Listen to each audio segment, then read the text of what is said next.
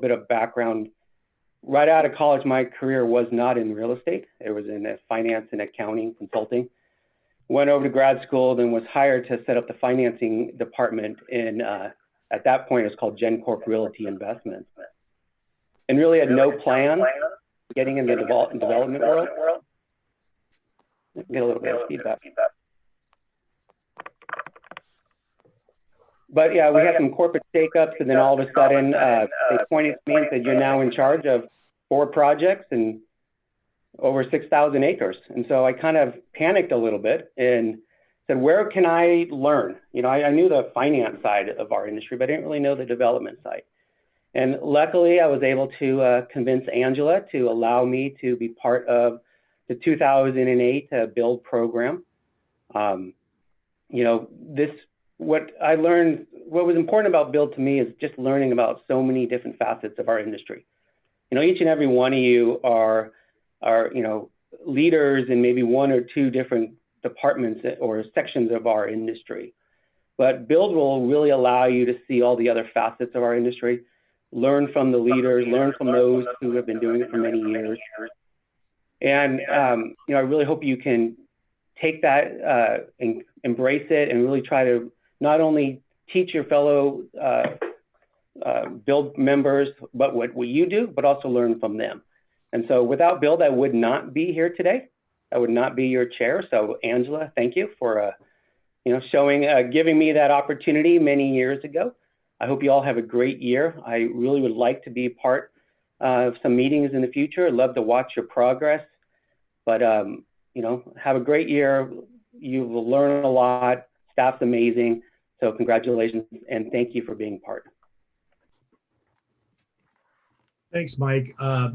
Mike's also one of the most modest people around, but at the same time, you know, it's not unusual for builders in our industry to have a certain level of humility, because we know that what we do is dependent upon so many different factors, and we can do everything right and still have things go a little bit sideways, and we can do things that just kind of fall into place. So I think that really keeps us grounded, because we know that we can do a really good job, and just, you know, some of these projects come out of the ground easier than others, and some of them work and some of them just die on the vine, and somebody else will pick it up along the way. And I think that all lends itself to having thick skin, to being resilient, to, as Mike mentioned, you know, figuring out a way to make it all happen. And I always like to kind of talk about at the beginning of the year, just to kind of piggyback on what Mike mentioned. Mike used to work in accounting, and I was liberated from the insurance and finance world. I really was. I was liberated. There were black helicopters. They came in, they made the rescue, pulled me out and said, "You need to do something that's more worthwhile." And that's what this is. But when I was in my other world, and I think, Mike, you can probably attest to this, it was process oriented. And at the end of the day, you presented an audit, and people may or may not have read it. Hopefully they did. Hopefully it made a little bit of a difference.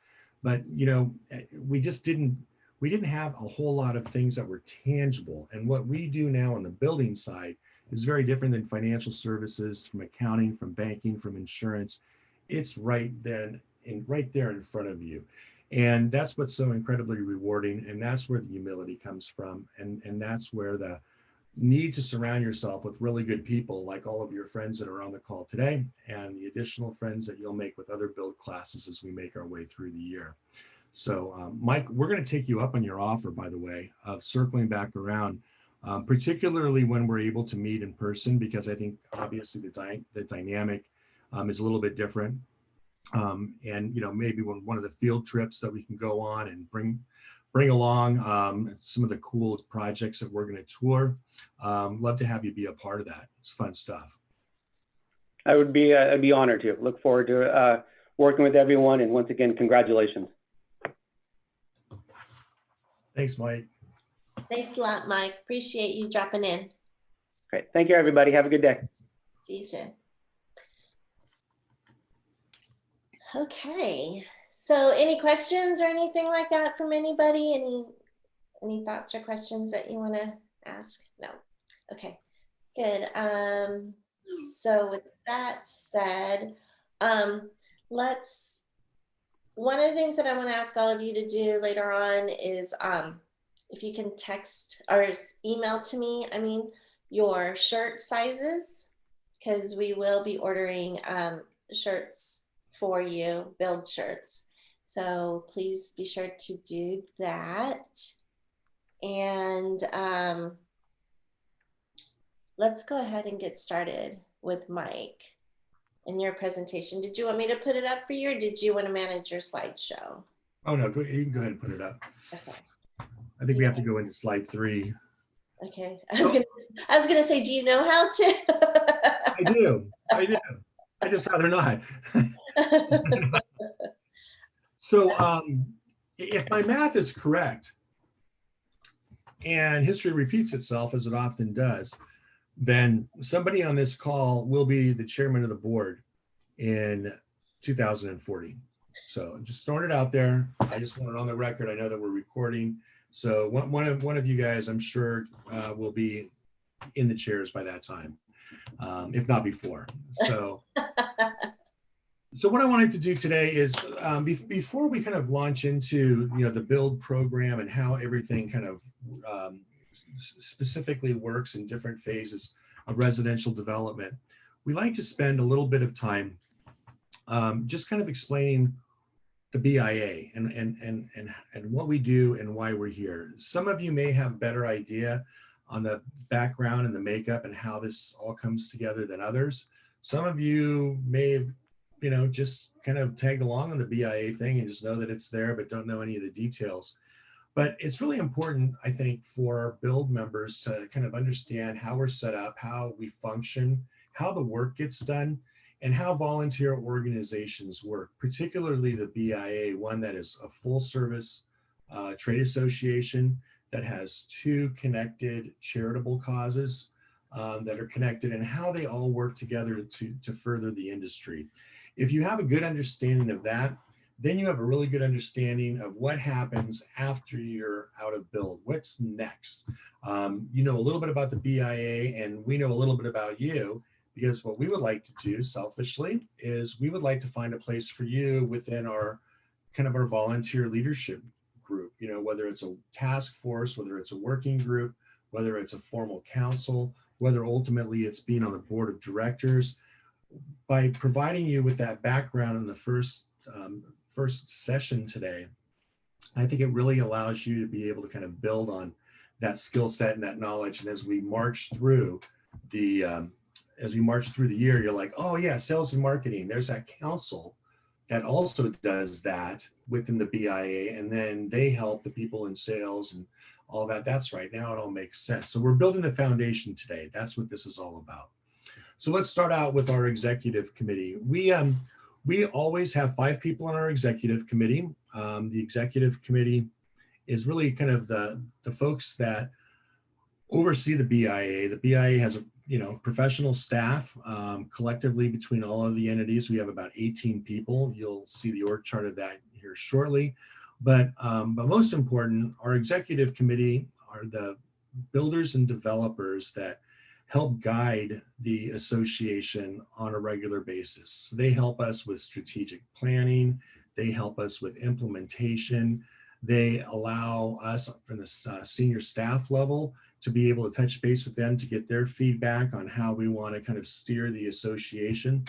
From a staff perspective, we do all the things that are operational. As a CEO, I handle all the operational stuff. The buck stops with me in terms of all of the stuff that involves tax filings and governance and all of those things from an operational perspective, lease agreements, all of those things, HR, those are all operational. They live with me as the president and CEO.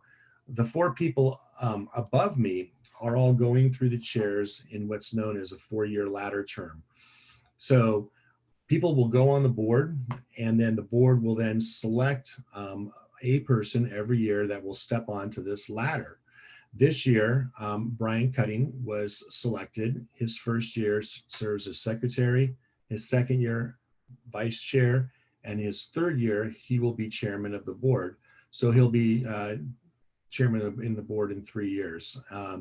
We always like to give people like Adam a little bit of ribbing because he gets to be the chairman of the board during an election year, which is always a treat because it's always a little bit harder, I think, on an election year, just because of all the PAC activities, the fundraising, et cetera. But every year, as we know, is a challenge.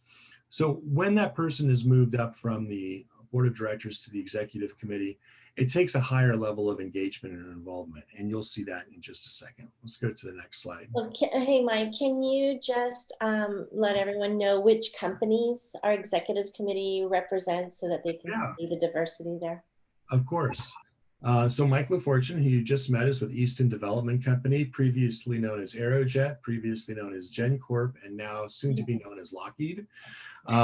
They own about 8,000 acres south of Highway 50 that's going through final phases of remediation, and much of which is already done, and that'll be a big multi-use private investment for years to come. It's a great location. It's just on the west side of Folsom Ranch.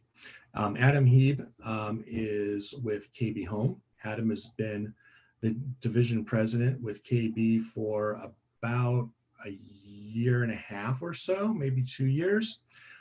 Before that, he worked in the Bay Area for a private builder. Brian Cutting is the director of land development, I believe is his title, from Woodside Homes. Brian's been there for a long time. He's the newest person on our executive committee, and we'll be seeing him for the first time in his new role tomorrow with our first executive committee. And then Aaron Bazzacco, hopefully most of you know Aaron. Aaron most recently was our chairman of the board. This year he'll be serving as immediate past chair and is the division president for Taylor Morrison. And Aaron, as I have said over and over again, was just a fantastic chair, led the organization through what quite possibly could have been the strangest year of our 77 years as a trade association. And he did it with strength, he did it with calmness, and he did it with class. So that's our group. We try to make sure that our team is diverse in terms of a couple of developers, public company, private company. We don't want to just load it up with big public builders. We want it to be a combination of all of the different builders that we represent. Our market is primarily public, so it's not unusual to say 2 or 3 on the board, and that's great. But we don't want to forget about those large regional companies that are out there, and also our land folks, because without land, we can't build houses.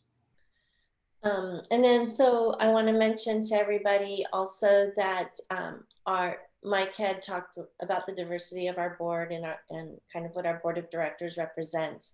And you can see who's on our board of directors if you go to our website. And if you go to the About tab, and then there will be a board of directors tab to click on so that you can see who are steering the ship of the BIA. Those are our board of directors. And if we had the installation of officers event earlier this month, all of them would have been out in public saying their oath of office. And also they're in that video, the Mike LaFortune introductory video that was 2 weeks ago. So I'm guessing that y'all saw that, but just a reminder of who the board of directors are, because they're so important to who we are and what we do here. Yeah, that's a good point. So, and on our board too, I will also say that it's really important for us to have diversity in terms of product type. So we've got Nikki Mohana on our board with Mohana Development, built 19J, which is a market rate apartment complex that takes a lot of pride. She's got units in there that she's running for $950 a month, very small micro units that are kind of a very different type of product than what generally our other builders are selling. But if we don't take part in that space, somebody else will. So our deal is, and I said this on a national call earlier today, if we don't take up that space and speak for the affordable builders, the market rate builders, the suburban builders, across the board, everybody, anybody that builds anything that has a roof over your head where you sleep, then somebody else will take up that space for advocacy. And if you'll hear a little bit later from our advocates how important it is that that we have that high number of members, that we have members that are engaged and involved, and that our board looks and feels a lot like the development industry as a whole. So we pride ourselves in that, and it's very important. I mean, people like Nikki and then Clifton, who's a builder director. Clifton does luxury homes up in Tahoe, and then he does a fair amount of lot development in Lincoln and in Solano County. So it's just a little bit of everybody. Ed, for example, with membership, works for Rainbird, great connector with the manufacturing world, and Rick Wiley with Velara, one of the largest trade contractors. I think they have a FTE count of about 900 people. Mike Paris, same thing, just in terms of having that level of diversity with a private company that's doing really cool builds, both in the suburbs as well as downtown Sacramento. So it's very, very important. It gives us great strength when we do it this way. It's very long process in our board selection, and even longer process when it comes to selecting who's going to be on the executive committee. So yeah, thanks for bringing that up, Angela.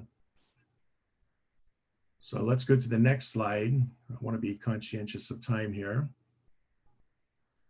So this is the stuff that I'm most proud of, and that frankly you guys should be really proud of too, because this isn't Angela's association or Mike's association. This is your association. We don't have this is not like a company where there are stakeholders or shareholders. Our shareholders are really the members. So this gives you a sense of just kind of how long we've been around and kind of how we roll and what we do. This is our 77th year. We started out right at the end of World War II, and building associations throughout the nation were started at that particular point in time, because all of the soldiers were coming home from either the Pacific Theater or from Europe, and there was a population boom, and there was a dire need for housing, and supplies were thin because of the war effort. So BIAs were basically established by the necessity of being able to figure out how to put a supply chain together. And then over the years, we realized that BIAs can do a lot more than that, because builders always need to speak as one voice because they're stronger that way, whether it's developing the supply chain in the 40s, whether it's dealing with labor problems in the 50s and 60s, tort reform in the 70s and 80s. I mean, it just goes on and on. And fees now, there's always a need to speak as one voice, but it all started at the end of World War II. Currently, we have about 500 companies that are part of North State BIA. They too are diverse, from builders and developers being kind of our core group, the pillars really of our association, to everyone that supports it. Of course, banks being an important part of that, mortgage companies being an important part, always trade contractor partners being critical. Anybody who has anything to do with residential construction is welcome to be a member of the BIA. That's why we have PG&E as a member. That's why we have SMUD, Roseville Electric. They all have a vested interest in seeing homes built, because that's their new business side of things, and they want to make sure that they're a part of that. So also, I think it's an important component to kind of talk about how you have a board of directors, but the board of directors can't do everything. They parcel the responsibilities out to a variety of different committees and councils that are all coordinated then and work up through the board. We'll see an outline of who those councils are, but because we're as big as we are, we really need to have the work take place at the council level. There's many organizations that are much smaller, and their board of directors is just they're the workhorse. They do everything. We can't do that at the BIA. We're too big, and we have too much to do. So instead, we just kind of take out bites of the apple, and we kind of place that responsibility within a particular council or committee. They take that on, they make the magic happen, and then they just keep the board advised 6 times a year as to what's going on within those smaller groups. If you add up the people who participate in those committees and councils, you have about 125 people that are involved on a regular basis with some component, whether it's a builder developer council, membership council, sales and marketing, whatever it might be, that are involved in doing the work within the BIA. And of course, we always recommend that our members try to get as much involvement as they can in those groups, because that's where you really meet people and that's where you really make the connections. And we like it because we get to know our members better, and it allows us to provide better services and resources because we get to know what their needs are and what they would like. Our territory here at North State BIA is crazy big, really, really large. We go from the San Joaquin County line, San Joaquin, Sacramento, so Galt essentially, all the way up to the Oregon border. So that's 20 counties. Of those 20 counties, we're actively now involved in 6 of those counties. We go up to Sutter, Yuba. We have not ventured our way. We come once in a while, we'll do something in Butte County in Chico. There's tremendous opportunity and a lot of development challenges in the city of Chico. So we do help them out on occasion. We have members in Chico, but primarily it's those 6 counties that make up the Sacramento MSA. That makes us the largest BIA in California, just in terms of geography.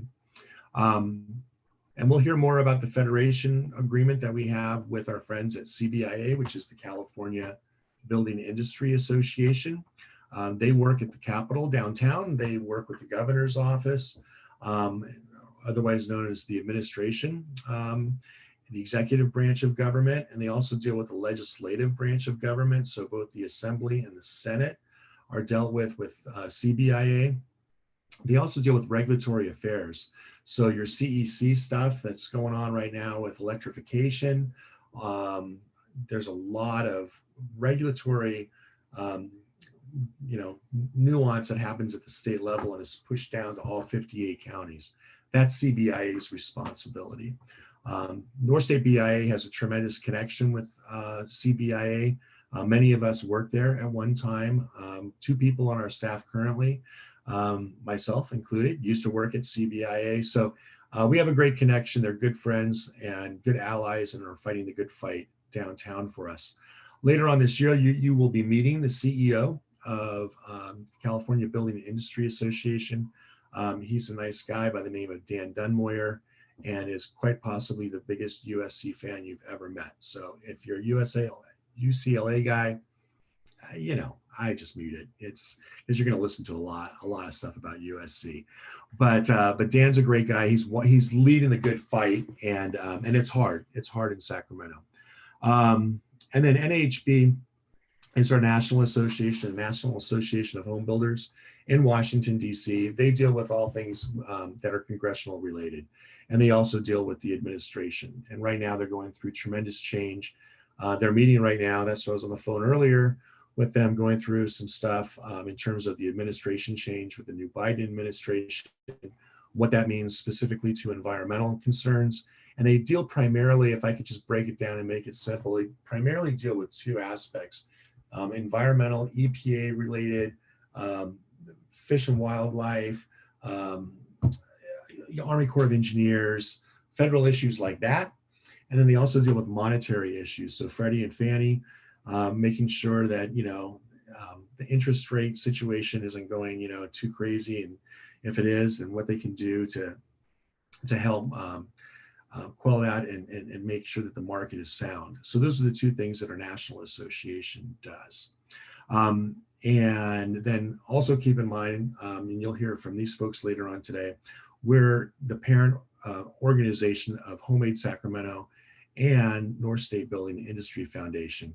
They're separate legal entities, but we are their sole member. So they're connected with us as a related entity. So we started them quite some time ago, 25 years ago for Homemade, 15 years ago or so for the foundation. And we're really fortunate to have them as part of our larger group that makes us a full service trade association. Okay. So, this is an interesting one because I'm kind of a money guy. I think we all are, kind of interested in money and how things are financed. And the BIA is financed in a very unique way. And it's super transparent. And it's transparent because it's good business. And it's transparent because it has to be as a nonprofit. We are very well funded. We're probably the most, well, not probably, we are the most powerful trade association in the Sacramento region. And part of that power is primarily based upon the number of members and who those members are. But it also has a lot to do with how we're funded. We're funded in a way that allows us to turn on the dime, to move our resources around, to be able to, if we find that there's a fight in a particular jurisdiction with bad public policy, that we can dedicate resources towards that. Our government affairs team will talk a little bit about that in a few minutes. But in order to do that, we have assessments. Most BIAs in other parts of the country just have dues. If you just have dues in California, you're going to basically fund one position, and you might have a golf tournament. That's it. You can't get there from here. Not in California. It's too complex. We have too many battles that rage on against us. We have too many people that are kind of gunning for us every single day with regard to land use, NIMBY, environmental issues, just all kinds of really, really challenging, unique issues that are California related. So all of our California BIAs are set up similar to this. So the first and largest way that we're funded is builder assessments. Our builder members pay 0.001% of every closing goes to the BIA. So if you're selling a $500,000 house, $500 goes to the BIA to help fund the association so that we can fight the good fight collectively as one voice. Our developer fees, anybody who owns land more than 100 acres has a lump sum of $15,000 that they pay into us. Our events and education makes up a significant part of our budget as well, because that's our business connections. That's how people meet. That's a resource. It's a value. And that brings in about $300,000 a year. And those are your golf tournaments. Those are a variety of different mixers and other events that Angela's in charge of. And that really shows value to the first and foremost, the member, but it also provides some derivative income for us to be able to continue to provide other resources to all of our members. And then other revenues, it's just miscellaneous subcontract agreements and lease agreements and interest income, that sort of stuff. So we're very well funded. And let's go to that next slide, and that kind of illustrates kind of where we were. This isn't as fun as it used to be, because we used to have 2005 all the way through 2015. And then at that point you could see, just the kind of how we went off a cliff and then came back again. There was a point in time when the BIA was hemorrhaging. Our burn rate was $400,000 a year. Just like the builders, the builders were hurt and everybody's laying everybody off. But we had adequate reserves, and it's because of the management team that was long before I was here that squirreled away, money and reserves, and we were able to make it through the recession, not without pain, but we made it through. And since 2010, we have been we've been kind of working our way back. Slowly but surely, we've been working our way back to where now we're a well-funded organization.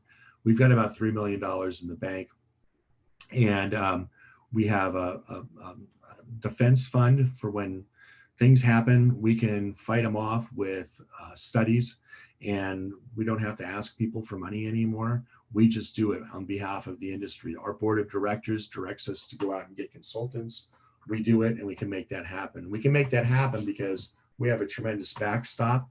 We're well funded. We're adding resources all the time. And it also is very helpful because part of your dues that you pay in every year also goes to our political action committee. So it helps us on the political side as well to help get good candidates that are business minded into office to make good land use decisions. So so this last year, we're a nonprofit. We're not in this to make money. We're in this not to lose money. And we're also in this to make sure that that we have enough to when the next recession hits, that we can make our way through it without having to cut resources to our members. So next slide. So this is the councils that we talked about earlier. Couple of things that are worthwhile here. If you take a look at the orange boxes, those are all government affairs. Angela likes to call the government affairs deal the meat and potatoes of the BIA. Did I get that right, Angela? I got to make sure I get my food groups right. Yeah, yes, they are the meat. So this is the meat of the BIA. This is what they do. The three advocates and another government affairs employee go out every day and they fight the good fight for the builders, the developers in the industry. We'll learn more about that, but the councils basically are their backstop. They're the people that are giving guidance and feedback to our staff to make sure that our staff is basically spending their time in the right way. So we have what we call BDCs, or Builder Developer Councils. That's the bottom left side, the 4 orange boxes. These are geographical groups that meet once a month, and they usually bring in an elected official to speak to them. And then they go through the various cities and talk about what the challenges are and get feedback from the members to help basically meld policy into something that we can live with and that would make sense for the industry. If they can't get to that point and that doesn't make sense, then it moves over to maybe more of a political issue, which is the PAC, which is the very top. And the PAC then deals with elections. And sometimes if we can't resolve things from a policy level, then we have to ask ourselves, is this a council that we can work with, or do we need to try to support a different candidate who might have a better grasp of how important housing is? And our PAC then gets involved. So government affairs is very, very busy all the time. Again, 3 advocates and 1 support person. You'll meet them in just a few minutes. Our other councils all have a place on the board. SMC is a sales and marketing council. They do MAME. They do some other events during the year. And they are the critical part, of course, of everything that we do. If we don't have that monetization at the end of the day and that sales doesn't happen, the rest of us really we won't be paid very long. So our sales folks are critically important. Our marketing folks are important. They share ideas, they share challenges, and they're a fun group. The Associates Council, these are all staffed, all 3 of these are all staffed by Angela. And the Associates Council basically takes part in all of the activities that we do every year, all of our events. They plan the events, they plan the golf tournaments. They're kind of the social group that kind of puts all the fun stuff together and makes all the magic happen when we go back to events. And by the way, we still are having events, they just take a different form. We'll be having, I think, a total of 4 golf tournaments this year, because that's one of the things that we can easily do. And a ton of educational issues as well that we take on. Angela's done a good job of pivoting over to that on the Zoom side. And then finally, we have our membership committee. Ed Perez is our membership chair this year. He's doing a great job already. Membership is really important, like we talked about, not only for the recruitment, but to retain members, keep them coming back every year. And then something that I would like to talk more about this year is getting more members of each company involved, because these are company membership. So when the new home company, I'm just picking on the new home company because they're on the call today. When the new home company pays their $900, Kevin writes a check. We want to know who wants to be involved in the BIA. And, if you have 5 people, that's great, but it's much better if you have 15 people that are involved, because that way everybody, whether they're in operations, site superintendents, whatever, they can see something that is going on within the BIA. They know about it. They're on the list. They get the invite. They can go. So we certainly want all of our division presidents and all of our management and executives to, always be a part of this ongoing connection with the BIA. But we also want to kind of go deeper into those organizations and make sure those who want to participate can. So the membership council does all of those things. And then you see our friends with Build off to the right as well. Before we go on to the next slide, I wanted to mention that, the next slide is that. But I wanted to mention to everybody that part of the Build requirement is attending these council meetings. So you'll be required to attend 5 council meetings this year.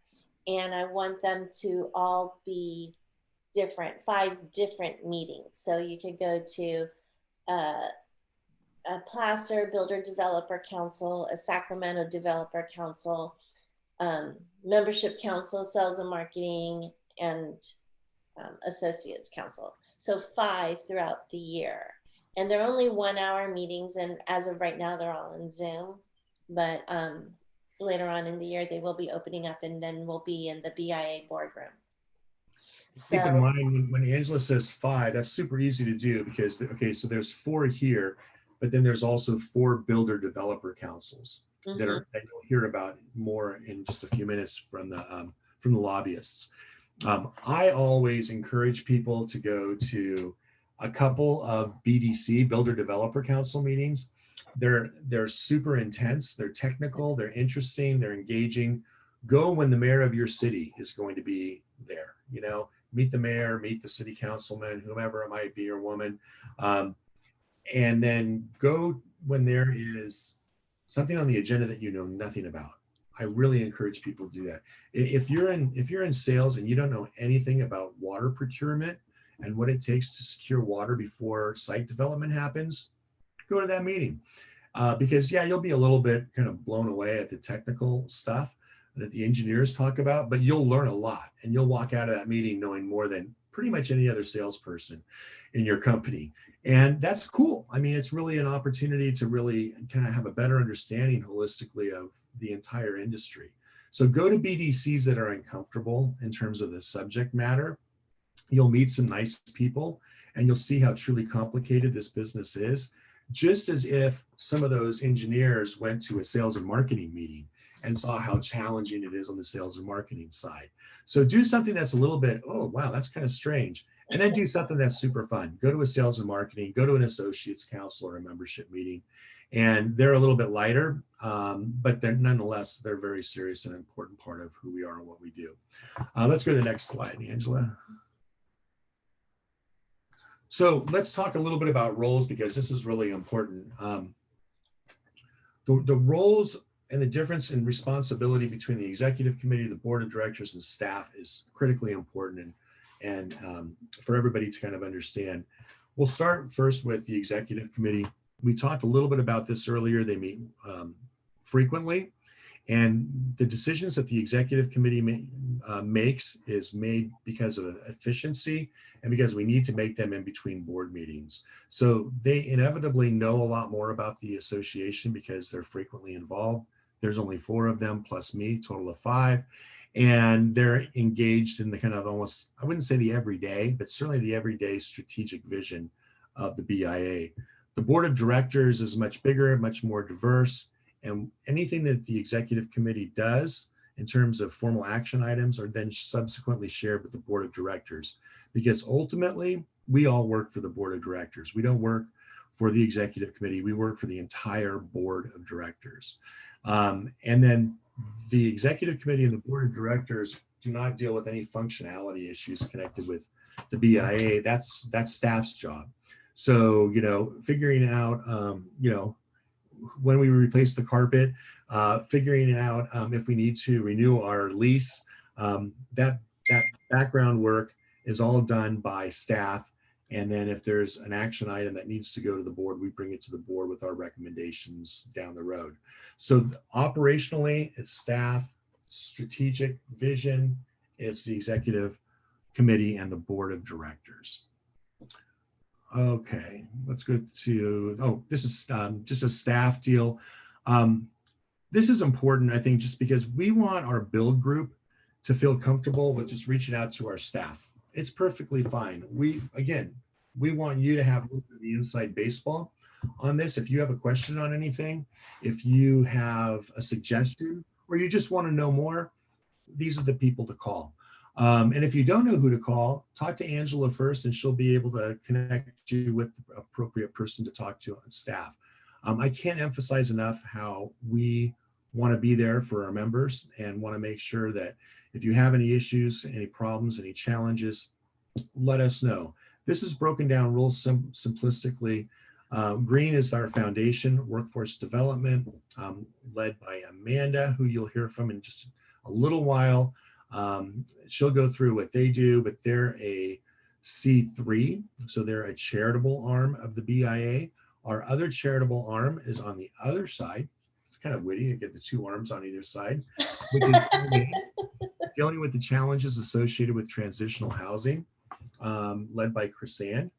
And then in the middle is the BIA. And that's essentially kind of three different areas. One is the administrative area, your basic, making sure that all the wheels stay on with finance and accounting, human resources, all of that.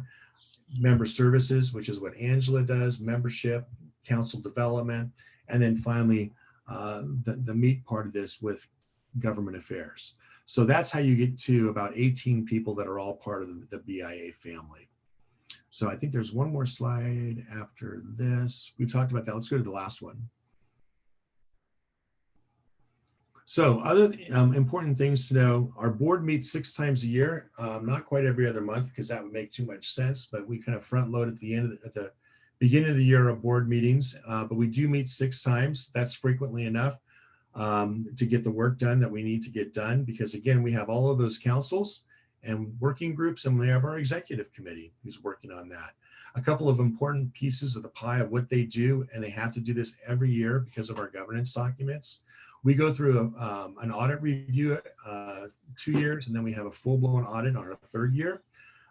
We also do quarterly cash flow analysis in those quarterly meetings to make sure that we're doing okay with our cash flow and our investments as well, because we have long-term investment strategy with our funds that we utilize for reserving.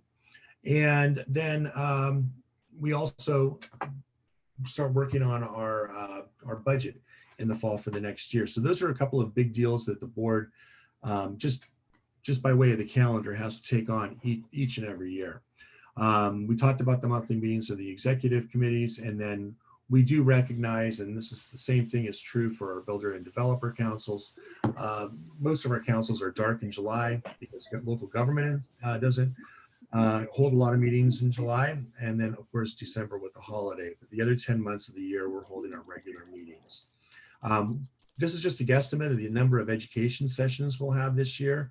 We usually have about 50 events and education deals. This year, we just said we're probably gonna have 15 or so, and then we'll be resuming our a very aggressive event schedule, hopefully in the summer. So we're gonna take a bunch of events and we're gonna squeeze them into about 5 months. So bring your A game come August, because we've got golf tournaments, MAME, regional housing forecasts, and the Palladio event, social event, celebration of the industry, all kinds of really cool stuff going on once we can reconvene in larger numbers, and to do it in a safe way. And then finally, the foundation turns 16 years old this year, and Homemade will be celebrating in the fall with a 25-year celebration. So we've got a lot going on with the BIA. That was a lot of information. Sorry, guys and gals, I just dumped on you because I had 30 minutes to do it. But hopefully it could be a good resource for you as you work your way through the year. And again, please remember that we're a full service trade association that works for each and every one of your companies. So if you have questions as a build, participant, you have the keys to the front door. Ask us, and we'll put you in touch with the right people, give you the right information, and make it all happen. So with that, any quick questions? I would have a very limited amount of time, but any quick questions? The other thing that I wanted to mention in regards to the councils, and we'll go over the scheduling and the logistics and getting the invites to all of the council meetings and things like that later on after all of our presentations when we do our wrap up, okay? Because I know some of you are curious already in regards to getting those council meetings on your calendars. And just so you know, Heather is on the board of directors for the Sales and Marketing Council. So you already have an in over there. And they're the fun committee. And it's Mike Stretch's favorite council, apparently, as he announced to all of our membership the first year, his first big event when he started here at the BIA. So I found out that if you pick like a favorite child, then the other people feel like they're not as much a favorite, and then they tell you about it all the time. So everybody's my favorite council. That's my story. I'm sticking to it. So I would really encourage people to take that on, especially with the government affairs stuff. It's so easy to do on Zoom. Take a couple of those on now because it's easy. It's an hour, and you're in, you're out. So, all right, I'm going to stick around, and I'm going to make sure that the government affairs guys, don't in any way misrepresent, or make sure that they're not too modest, because they're always too modest. I give them a hard time about, just don't understate. Talk about all your successes, because there's been a lot of them. So guys, I'm going to let you guys take it over with Chris, Cornelius, and Jeff. So don't be modest. Yeah, and actually, Jeff will be giving the overall presentation of the Government Affairs Program. But I asked Chris and Cornelius to be here just so that they can introduce themselves, and that way you have a face to the name as well, because as Mike had described, what they do is the meat of they're the protein. They're the meat of who we are and what we do here at the BIA. They are the ones that are the voice out in the community, making sure that your interests are being represented so that we can continue building and developing communities. So the best way to start, Chris, maybe introduce yourself and kind of go over what you do in your areas of expertise. Okay, sure. I'm Chris Norum, Director of Governmental and Political Affairs here at the BIA. I run the Political Action Committee and handle regional and federal issues, as well as Sacramento County, and then work, collaboratively with Jeff and Cornelius. That's it in sort of a nutshell. I guess I'll let them do this, and then Jeff's gonna kind of go through the PowerPoint, and I'll just chip in things as necessary. Cornelius? Good morning, everyone. Cornelius Berg here. Welcome. I'm the legislative director for the BIA. I'm proud to represent our industry before policymakers throughout our region. I focus on Yolo County, West Sacramento, Woodland, the city of Sacramento, Rancho Cordova, Elk Grove. I also handle utilities issues. So I've been really keeping up with the PG&E and the SMUD and Roseville Electric the last couple minutes, and last night and the last 48 hours, just with the storms happening and the power outages, and also the Urban Infill Council and our Sacramento BDC. I'm excited to be here, and let me know if you have any questions. Yeah, and Chris, Cornelius, I know you have some other meetings today, so if you need to sign out or anything, please feel free to. I appreciate your time that you are here with us today. And then Jeff? Yes, hello again, everyone. Jeff Short, legislative advocate. My primary areas of responsibility are Placer County and all of the cities within it, El Dorado County, the city of Folsom, and what I like to call the expansion regions, Sutter, Yuba, and even a little bit of Butte County. And then I also, I think all of us should say we all kind of participate, assist Chris with the PAC. We all kind of assist each other where needed. And I get to dip my toes in all 4 of our government affairs BDCs, but I run the Placer and El Dorado County BDCs.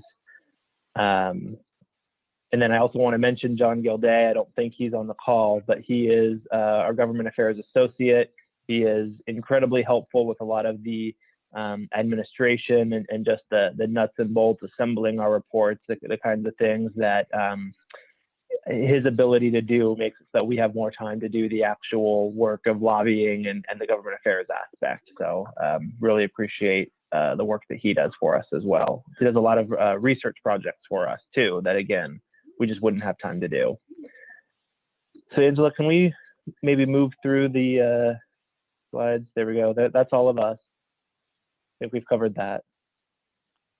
Okay, so I know Mike went over this a little bit, but so I'll just cover it briefly. So we just went through all the local jurisdictions that we cover as government affairs. Obviously, CBIA will take the lead at state level issues, although, as was mentioned, we do have a really good relationship with the people at CBIA. They will often bring us on to talk with certain legislators or about certain issues. So that's a strong relationship. It helps, I think, that we represent Sacramento. And then NAHB, again, is our national. They mostly deal with the federal government, although, again, Chris handles a lot of the federal issues for us. He works closely with the, you might say, local or regional branches of the federal government directly. So we do get a little taste of all three levels of government here in partnership with our federal associations.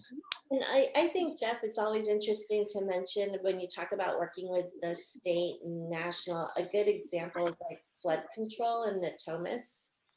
That's probably a great example of working with CBIA, but then also I know during Cap to Cap going over to DC, our team and like Doris Mitsui and others were in DC representing our area in regards to when we had the flood restriction in Natomas.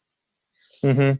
Chris, I don't know if you want to jump in on this since you were more directly related. I will briefly mention that when it's not COVID times, we do take part in the Sacramento Chamber of Commerce's Cap to Cap program. It's, from what I understand, the largest business local lobbying trip to Washington, D.C. So capital to capital, Sacramento to Washington. And it's an opportunity for not only us, but other business interests from around the capital region to meet directly with our federal representatives, the staff at the federal government, agency heads, that sort of thing. It's a really beneficial trip that we haven't gotten to go on lately. But Chris, do you want to talk more about the interconnected efforts with the Natomas levee issues?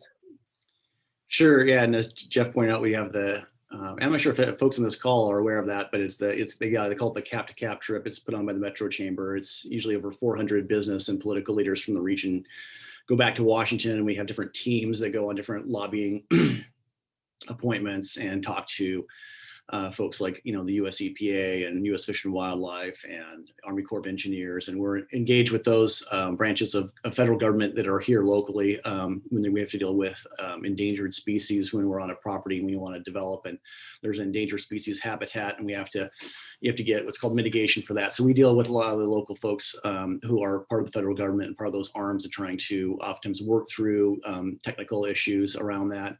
When there was the flood control moratorium in Natomas, I think Mike can actually speak to this, but I think we had a lobbying contract to trying to get that open back up. We're trying to get the flood control money. And when they said you need a higher level of flood control, there was a proposal for there to be a local matching money that would match the federal government's money, and they needed the tax. They needed a vote to approve that. The BIA stepped in, and a lot of our members paid about half of the campaign budget to get that passed, so that we would have local matching money. If you don't have the matching money locally, you can't get the federal money. So, critical component piece of making sure that we could get the levees up to snuff to the people behind them weren't in danger, and it was safe to build there. So. We get involved, kind of wherever we're needed, and that was sort of like an unusual circumstance. But we're heavily involved with our local, state, and federal officials on a multitude of ways, wherever it's kind of needed. So we have a lot of flexibility in our lobbying staff. I think that it's a really good example of, we worked really hard on that back in 2013 to turn that around. It was the Katrina disaster happened in New Orleans that caused the moratorium on Natomas. Natomas then stops with the moratorium for 9 years. And then we're working the entire time in the background through DC lobbyists, with NAHB, with CBIA to some extent as well, because it does touch state-related issues. And then equally important at the local side, we knew that when Natomas opened back up, that the city of Sacramento was not entirely staffed for the influx of building and permits that would need to be basically backfilled to those positions that had been laid off in 2007. So there was a lot of complexity. But now, if you fast forward and you look at our home sales, when we're cooking along at about 200 home sales a week, and you look at the percentage of those that are in Natomas, if not for Natomas, it would have been a completely different story in terms of our industry over the last 5 years. So it was great. I mean, it was a lot of work. Our members really did a fantastic job.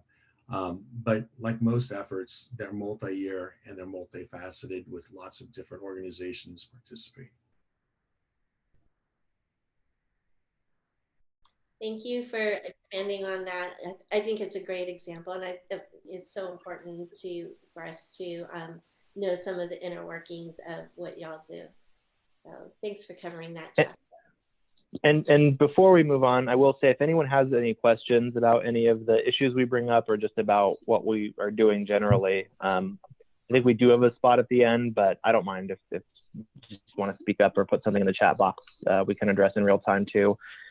This is a slide that, despite Mike's admonitions, we make sure we can't be too humble. So we have won 2 national awards in recent years.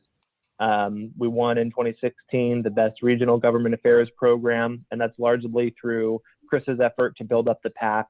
As was mentioned earlier, it is the largest local regional PAC in the Sacramento area. I think there's some state ones that are bigger, but we're not aware of any local PACs that deal with the city council, county supervisor, local measure issues that are larger than ours.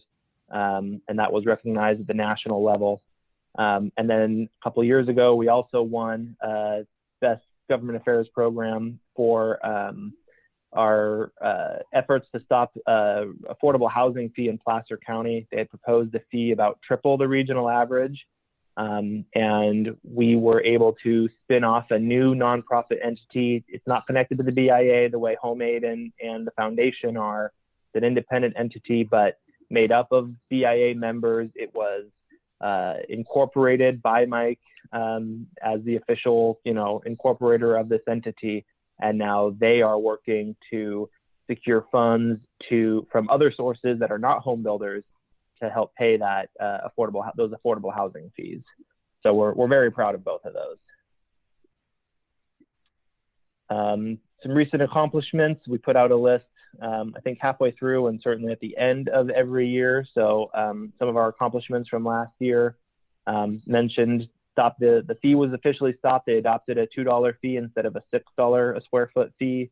So that was resolved.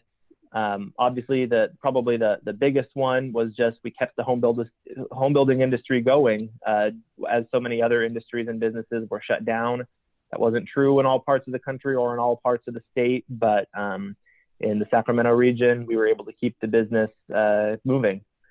Again, we said, we beat our own record as far as the PAC went and the amount of money that we were able to raise and more importantly, put into action on behalf of our members.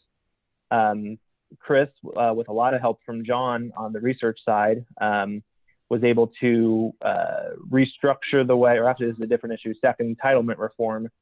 I was skipping down. He was able to change the way that their local approval process was set with their local maps and planning committees. So taking some of the authority away from the local groups that really should be more informational meetings had taken on too much power and actually rejecting projects.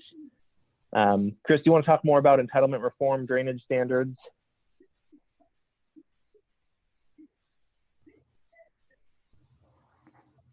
Yeah, sure. I think you kind of hit it. I don't want to spend too much time on it. And I need to actually go by 10:20. So just, but yeah, there was I think it's a good example of kind of what we do here. I mean, as you can get, I hope the thing that we can convey in general to the group is that our lobbying team is engaged in a lot of different various efforts, from federal flood control issues to political campaigns to technical matters like I was, on this list is, drainage standards and what the protocol is for getting, the scope of work done for your drainage standards and how you can elevate those issues within the Department of Water Resources at the county. It was something I passed last year, got it formally adopted.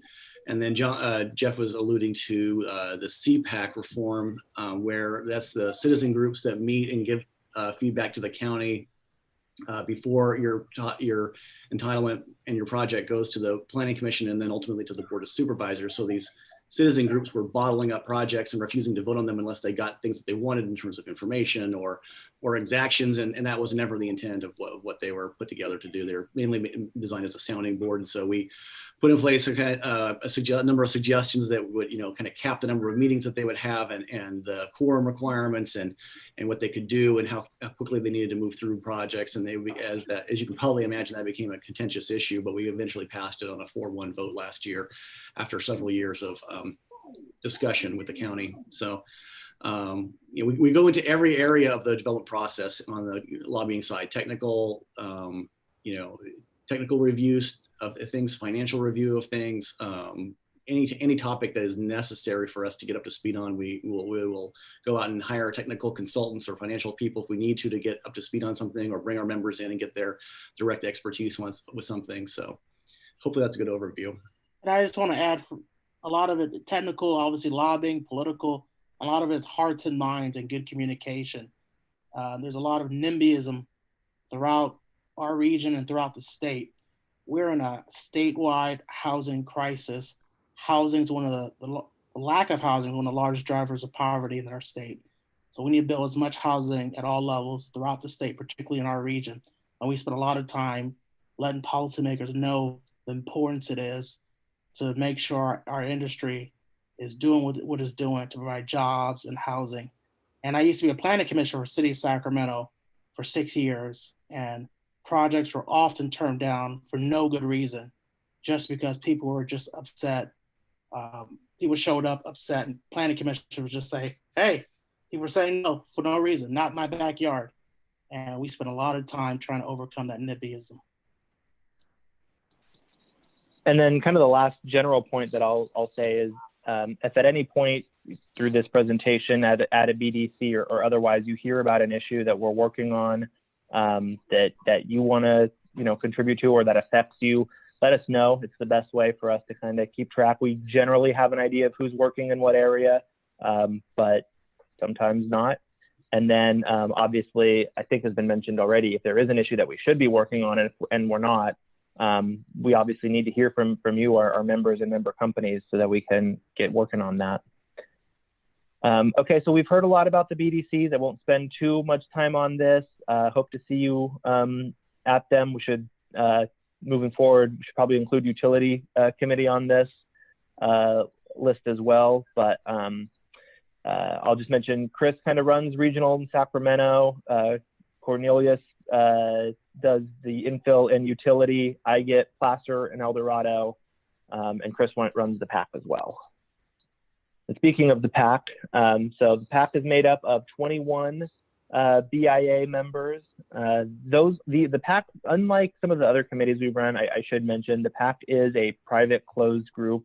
The things we talk in there are highly sensitive information, and so we are very careful, obviously, with who is in those rooms, so that we can speak freely and always act in the best interest of the industry without, worrying about how things might be perceived by people who aren't as plugged in as that group is and has been with that group. So they raise funds for campaign donations to quality candidates. I should mention, it is a candidate PAC. So a little bit of money can be spent on issues, but generally we have to form a separate committee when we want to weigh in heavily on, say, a ballot measure. Won't belabor the point that we are the biggest in the region. We raised over $400,000 last cycle, implemented a good portion of that. We invest in basically every jurisdiction, as has been mentioned, certainly at the county levels, most of the cities, certainly all the cities in which significant building is taking place. But also we had a little bit more of a desire at the PAC board level to start building benches as well. So a little bit more focus this last cycle on some of those school boards and park commissions and those types of under city council positions. We make endorsements. We also, Chris runs independent expenditure campaigns on behalf of the PAC. So those are campaigns that are separate from the candidate's official campaign. And in fact, legally, they cannot communicate or have any knowledge of what each other is doing, which is complicated. But it also frees us from some of the financial restrictions that donating directly to a candidate's campaign has. So due to recent changes in state law, we'll probably continue to see more of those kinds of campaigns run. But obviously, because of the separation, when it makes sense to, we would prefer to donate directly to a candidate. Chris, did you want to jump in? Yeah, let me just add, I think that's a good overview. I just wanted to mention for some of the folks there from like sort of like a macro view, you know, sometimes as you've seen, there's a lot of different arms and parts of the BIA. And what I think, one thing that I want to make sure that you guys understand is that the Political Action Committee is a separate entity. And so when we go to our members, we say, can you fund the Political Action Committee? It funds candidate campaigns and our efforts to make sure we have good elected officials. That's a separate pot of money than your membership dues or the chairman's circle or the homemade or the foundation. That's a separate, completely separate pot that is dedicated only to making sure we have good elected officials who are open to working with us, open to approving projects and keeping everybody employed. So I think that, you know, if any of you guys get into positions where, you know, in however many years we come to you and say, we actually, this is for the PAC. It's for, you know, I don't want there to be some people like, what is that exactly? How does that work? I thought we already contributed to the BIA. Well, this is a separate pot of money that is only for political efforts on behalf of the industry. So.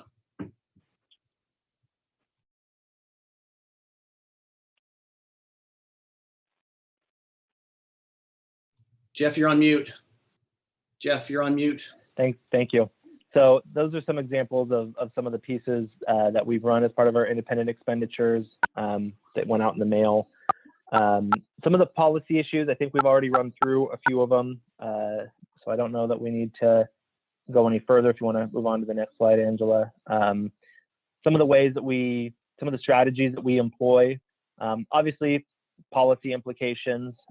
Rockland ADU is a good example of being able to increase the cap that the city council was kind of putting on how many accessory dwelling units they thought they would get for their arena. This just frees up the amount of other development our members were able to do by arguing that recent legislative changes would allow them to do that.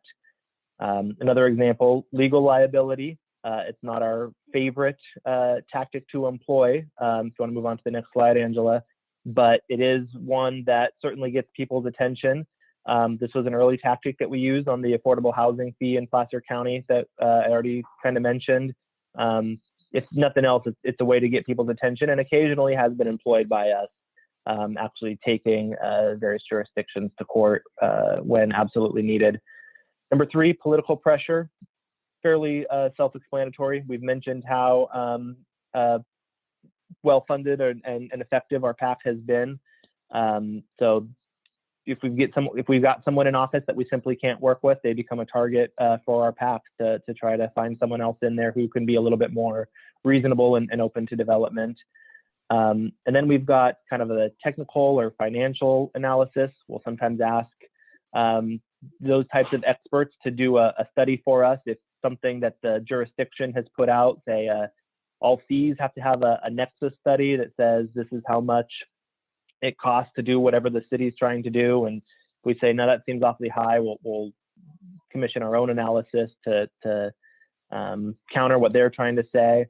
And then another tactic that we have is just administrative changes. So if there's a personnel change that needs to happen, or if there is a policy, an internal policy that we need to change, we have good relationships with most of our staff, especially senior staff within our jurisdictions, and we can work with them. And then as well as get our members involved and have working groups. So off the top of my head, I know we have regular working groups that meet in Sacramento County with staff, county staff and members, city of Elk Grove, and most recently the city of Lincoln as well, to talk directly with senior staff about the issues that we're facing. So I know I went through those kind of fast. So again, if anyone has any questions, either on any of those tactics, on specific issues that we're working on, happy to answer those now, or as I said, as Angela said, at any time moving forward, we're all available to talk.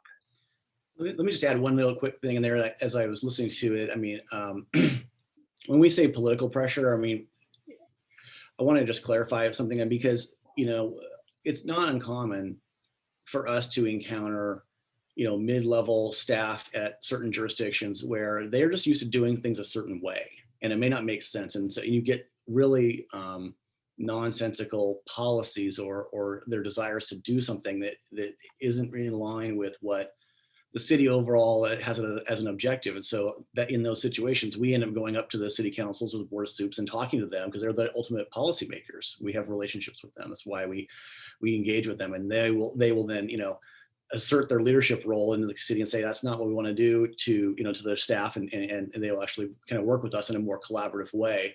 So there's nothing like nefarious necessarily about saying like we're using political pressure. I mean, ultimately the elected officials are held to account by the voters to represent the best interests of their city or their county, and they can make the decision. But sometimes mid-level folks working at the county and the city are insulated from that, and they just say, well, this is the way I always like to do things, so I'm gonna enforce this policy this way. And so the political angle to it and our relationships gives us another mechanism for making sure that the jurisdiction is able to work collaboratively with us.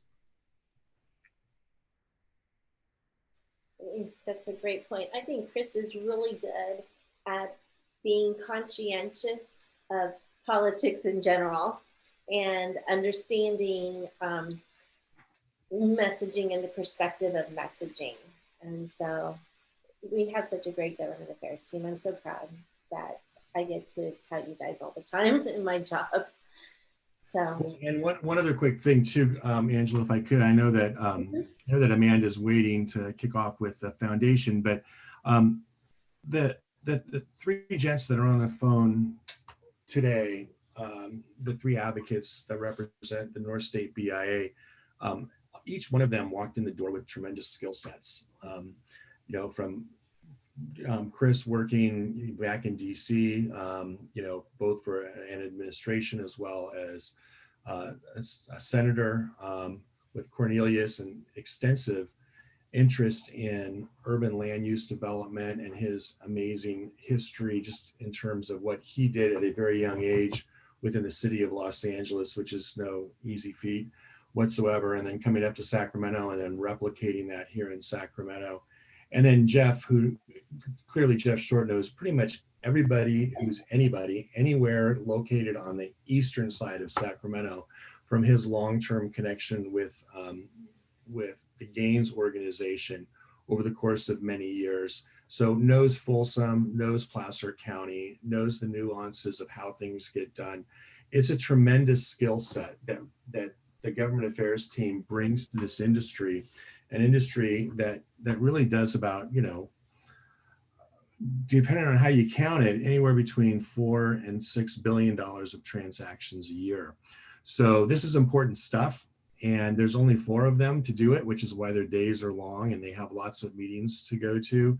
But please, I can't emphasize enough, go to a couple of those BDC meetings and understand how all of this stuff works, because you will really benefit from it. You'll get to know an awful lot in a very short period of time, and then come back again and do it a couple of more times.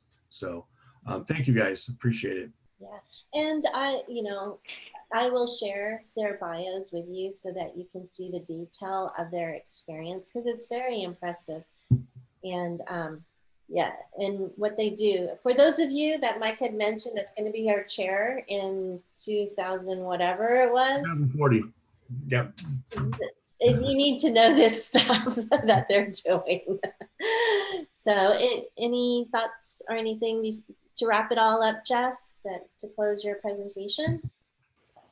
No, just reiterate what I've said. Please stay in contact with us if there's an issue that we should be working on, or that we are, but you want to be involved, or if you have any questions about any of the issues or policies or places that we work, we're available to you. Okay, and then next, thank you very much, gentlemen. We appreciate it. Thank you for representing our industry so well. Like I said, I'm really proud. That's one of the things that I've been at the BIA, I think I told you, going on 20 years this year. And mostly it's because of the people that I work with internally and within our membership, but also because I'm very proud. I'm very proud of the organization that I work for, and a large part of it is the government affairs team. So thank you, guys. And then I want to introduce you to a really good friend of mine. She is the executive officer. She's installed as our officer for our foundation that represents workforce development. Amanda Reynaud, she will be able to tell you about one of the 501c3s that falls under the BIA umbrella. And so with that said, here's Amanda. Hello, Build. Good morning. It's nice to see all of your faces. As Angela mentioned, I am the executive director of the North State Building Industry Association Foundation. And we are a 501c3, and our purpose is workforce development. Actually, before I get started, I would like to give a special hello to Heather, who started off, well, she worked for the foundation in her college days. So we're really excited to have her as part of the Build group.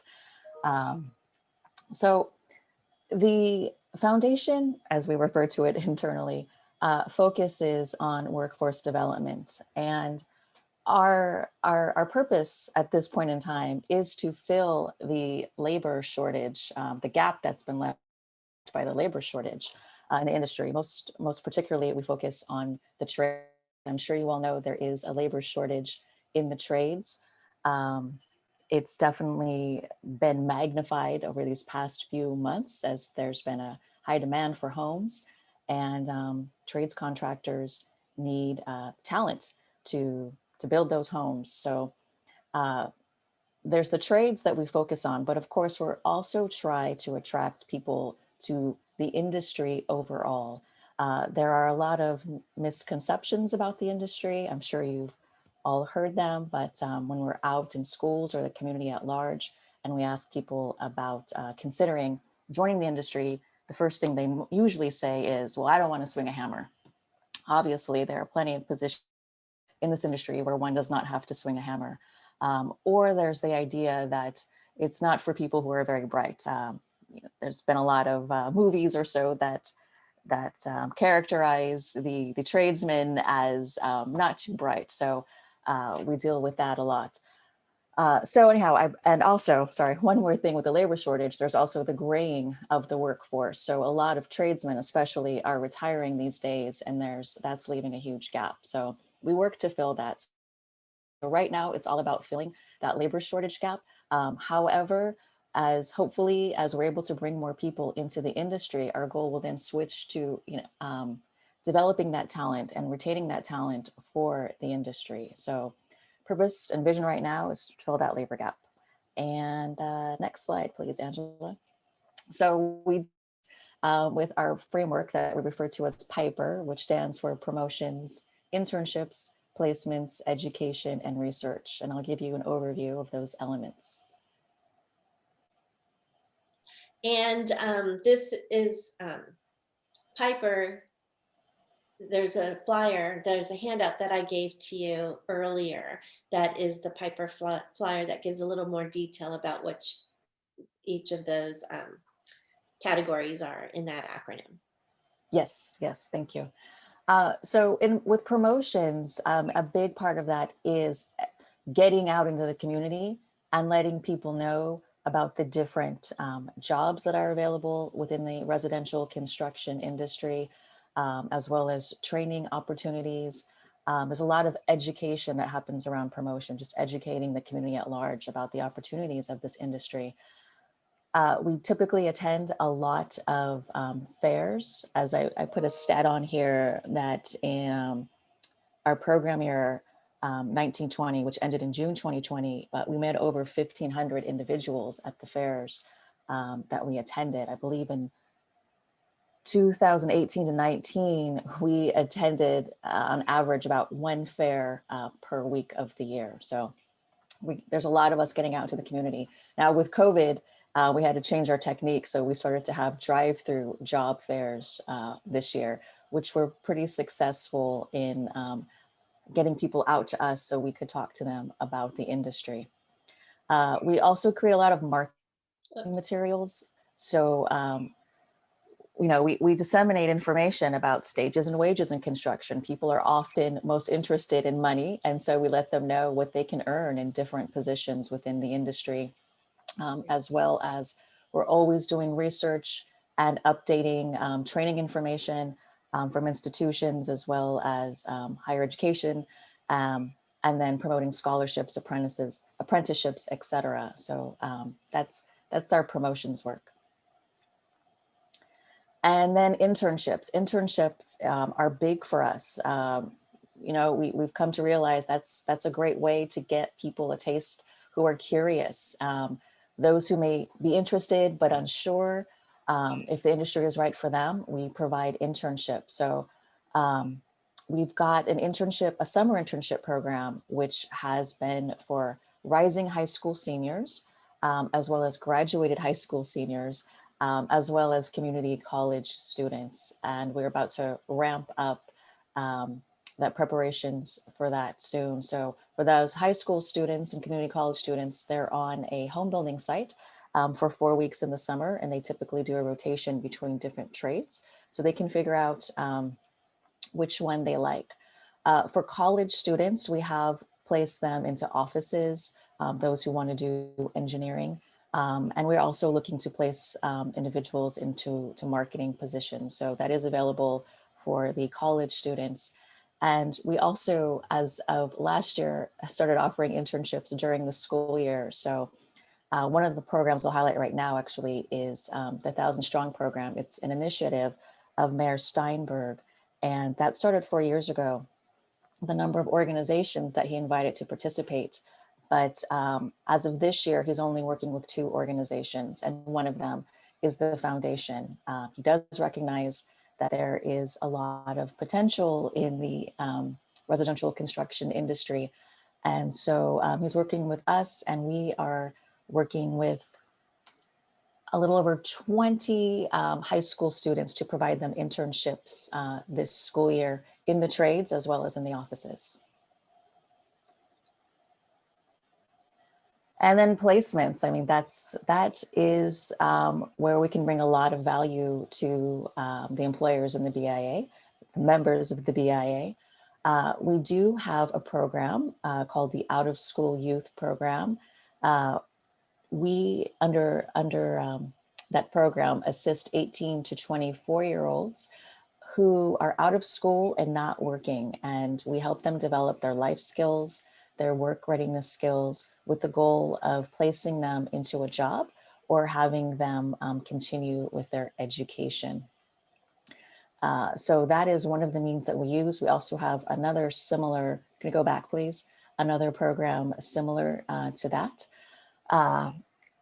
We do have a full-time job developer on our staff. So if any of your companies are ever hiring, please let us know. We do run a job board, and our job developer does work with the talent that contacts us to help them get placed. I also want to highlight that at the end of last year, we were chosen by the city of Sacramento to help workers displaced by COVID find jobs. And so we were able, through October, November, and December, we recruited, we met about 200 people, about 100 were eligible, and we were able to place 60 of them, and that was our goal. So we're pretty good at finding the right talent and placing them into jobs. And okay, that's good, thanks. I'll move on to education and research. So we do spend a lot of time with schools as well as administrators discussing the benefits and the career potential in the residential construction industry. One of the programs that we launched at the end of 2019 was the Sierra College Construction Fundamentals course. So Sierra College offers this 6-week course free of charge to those who are interested.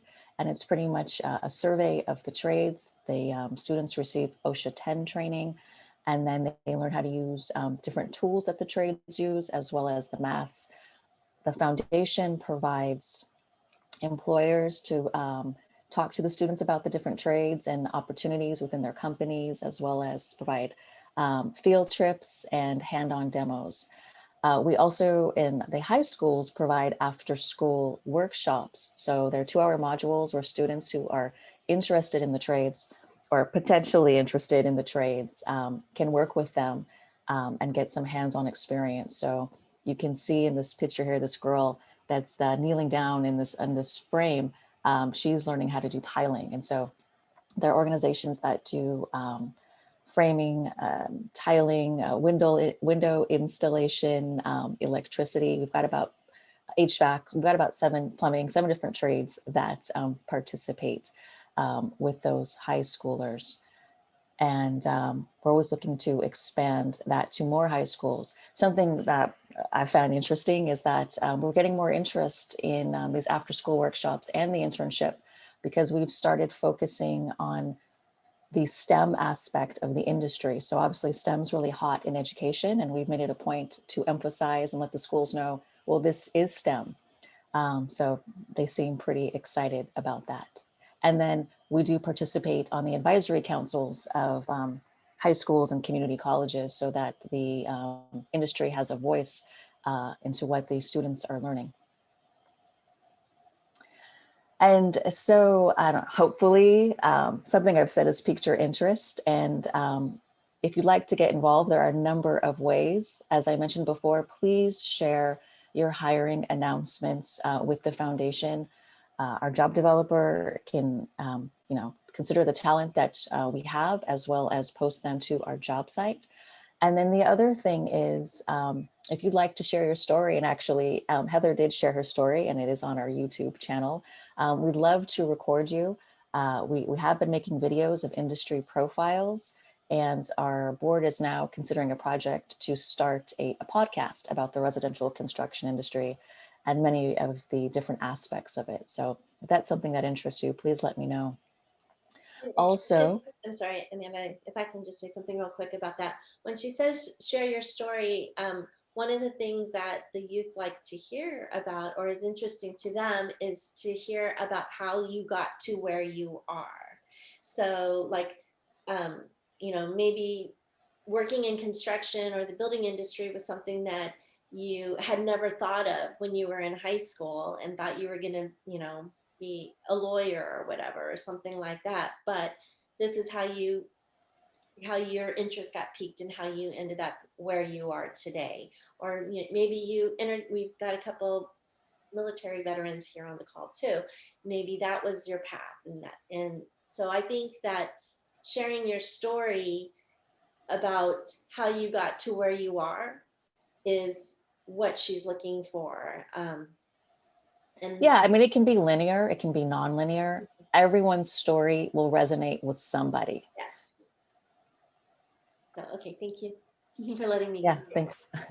And then participation, if we are looking for internship hosts. So if your organization might be interested in mentoring a high school student or a college student, please let us know. Or if you're able to provide field trips out to a site or to your office, please let us know. People love those interactive experiences, and it is really enriching for them. It does help them decide what paths they want to pursue. Also, something so we are a nonprofit, but we do run a community service project through our out of school youth program, and that is called Project My Own Bed. We provide beds and bedding to children in the area who are living without. So we launched that program in 2019. And the goal was to have our out of school youth who we are mentoring with life skills, work readiness skills, give back to the community. And so we order these bed frames and the bedding, and then they go into the homes and put up the beds for the children. So we believe we've served, COVID has slowed us down. We're not able to go into homes, but we have been dropping off beds because obviously during this time, children need beds more than ever because they're spending a lot of time at home. But we have, I believe we've installed 60 beds since the end of 2019 in homes. So if that's something that might interest you, we're always looking for individuals as well as teams from companies to help us with that project. We will soon get back to those, hopefully, deliveries where we can go into the home and install them. So please consider that. Also, attend our fundraisers, please. As a nonprofit, we're always fundraising. So those fundraisers mean a lot to us. We will have an upcoming poker tournament, and you'll hear all about that. That will be later on this year. And I'm currently working with the board to decide what other fundraisers we will have coming up. So again, we'd love your support. And then finally, please consider joining our board or a committee on our board. Our board is full. We're grateful. We've got a full board of wonderful, talented individuals, but sure, all busy with your career and build this year. But as things move forward, and if workforce development is interesting to you, let me know, and we'd love to have you serve with us in some capacity. Oh, and I went over my time, I'm sorry. That's okay. We're going into a break next. So those extra 5 minutes was totally worth it, Amanda. Thank you. Thank you. The other thing, earlier when Amanda had mentioned something about when they talk to like the high school students or people in general, and they're like, oh no, I don't want to swing a hammer or anything like that. One of the things that I remember, Amanda, was you had, I think it was an internship, someone that had gone through an internship. It was a young lady. She talked to our board of directors, and she was like, I had no idea anything about, swinging a hammer or anything electrical, or, never done that before, never even thought of it before, would think that I would never want to do it. And she came, so being in the internship program, I think she worked 1 week in one trade, another week in another trade. So she covered like 4 or 5 different trades, being out there and pulling pipe and stuff like that. And I think in the end, she came out with, oh, my favorite thing to do is, tile or something like that. So it was for her to have that actual hands-on experience. It gave her a whole new perspective. Yeah, actually, she's a great example, because that experience actually changed her career trajectory. So she participated as a junior in the summer between her junior and senior year, and she had attended some of the after-school workshops and thought she liked it and decided to do the internship. And then she decided to become an electrician. Huh. And she is a very bright student, in the top of her class. And she told her parents, you want me to go to college? I don't want to pursue that. I want to pursue becoming an electrician. And they're really supportive. And they said, okay, we trust you. You're a smart kid. It seems like a really great field with a lot of potential. And she actually graduated early last semester and is off pursuing her career as an electrician. So getting her start. Wow. Well, she'll have a job forever. Yeah, exactly. So thanks for sharing, Amanda. I really appreciate it. And are there any questions from anybody for Amanda directly? Not yet. It's a lot of information, you guys. I know it is, but Amanda will be visiting later on in the year, and will be giving us updates and such, and same as the government affairs team as well. So Amanda, thank you. Thank you, Bill. Have a great morning, afternoon. Bye. Bye. Okay. Let's go ahead and get started since it's 11:01. As you can see, we try to run on time for our events and our presentations, so keep that in mind. And so with that said, let me introduce our next presenter, Chrisanne Giles. She's not only a friend of mine, but she's a co-worker of mine. And she previously was working for the BIA as our Director of Government Affairs.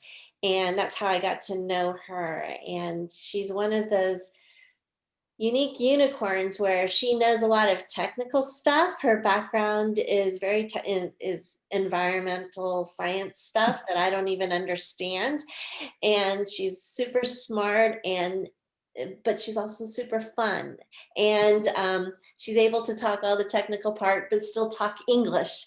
So that's why I say she's a unicorn. And she has a great personality and is bubbly and everything. I'll let her tell you her bio because it's another very impressive bio.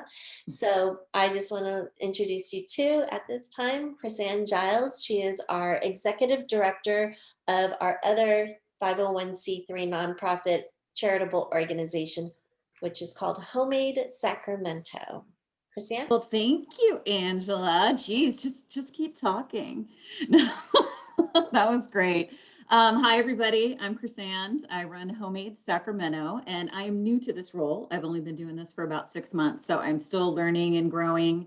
My background, I started out, my degrees are in biochemistry and soil science. So I started out in geotechnical engineering, did some lobbying in the Bay Area for the Homemade, or for the BIA chapter there. And then I've worked doing forward planning for a couple of builders. So the first one I worked for was Greenbrier Homes out of Fremont. I also worked for Party Homes in Southern California until the downturn, bounced back at the BIA, which is a great soft place to land when there were no forward planning gigs. And then I worked for Shea Homes before coming to the Sacramento area. We followed our kids and our grandkids to relocate from the Bay Area to Sacramento almost 3 years ago. And the opportunity to work with Homemade Sacramento came up, and it sort of combines all the lobbying that I've done in my background and construction, but also sort of a feel-good component. So for those of you who may not be familiar with Homemade, like Angela had said, we are one of the 50c3 charities that is associated with the Building Industry Association. And what we do is tap into your collective knowledge as BIA members and local builders to build and renovate temporary, transitional, and permanent housing solutions for homeless women, children, vets, and families throughout the region. So it's a really important component of showing how builders give back to the community. We have close ties with the BIAs. We are part of a national network. So if you've worked in other regions, you may be familiar with Homemades in Southern California or the Bay Area, Oregon, Washington, the East Coast, Texas. We're all over. And we're trying to sort of solidify the programs that we bring forward to make them more cohesive where it makes sense, especially in California for a lot of our chapters. But it's a really interesting way, especially for a builder, to make a big splash in the community if they're going to be doing something new there, and to partner with us. So what that means is Homemade finds projects mostly through people who run different businesses that serve the homeless. We don't do the caretaking, we do what we do, which is building. And so we bring in a builder liaison, which we call the builder captain, in order to complete construction on a remodel, a new build, or a new shelter project, sort of anywhere within the counties that the BIA serves. And then we help by working with the trades to reduce their costs on the actual construction of that project with your purchasing departments. And that net benefit of that reduction in overall cost is what Homemade brings to the table for that care provider. Does that make sense to a lot of you? Do you have any questions about that? So really what we do is we ask you to shake down all your trades for their best possible discount. And a lot of your trades will do this for free for Homemade. And then that is the cost component that we bring to the total project. That's the discount that care provider gives by working with Homemade, as opposed to trying to do the construction on their own. We also have a knowledge base of the community that they work in, with supportive services, with how to try and streamline planning review and any other items.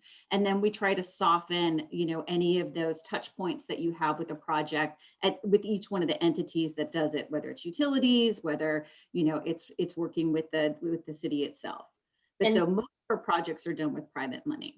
And Chris-Ann, not only do we need the support and resources of builders and trades, but also the affiliated services too. Like I know engineers have to get involved, architects have to get involved. Yeah, everything that you would do in forward planning on one of your projects, Homemade has to do sort of a similar thing, but it's usually on a smaller scale because the projects tend to be, smaller, whether it's a remodel or not. We also do what are called CARES projects, which are more like feel-good community projects. We just did a blanket drive where BIA members and members in the community and folks that we work with at Homemade donated new and homemade blankets that we distributed to the homeless through the winter. So we got almost 700 blankets so far this season alone that we were able to distribute. We work with other groups.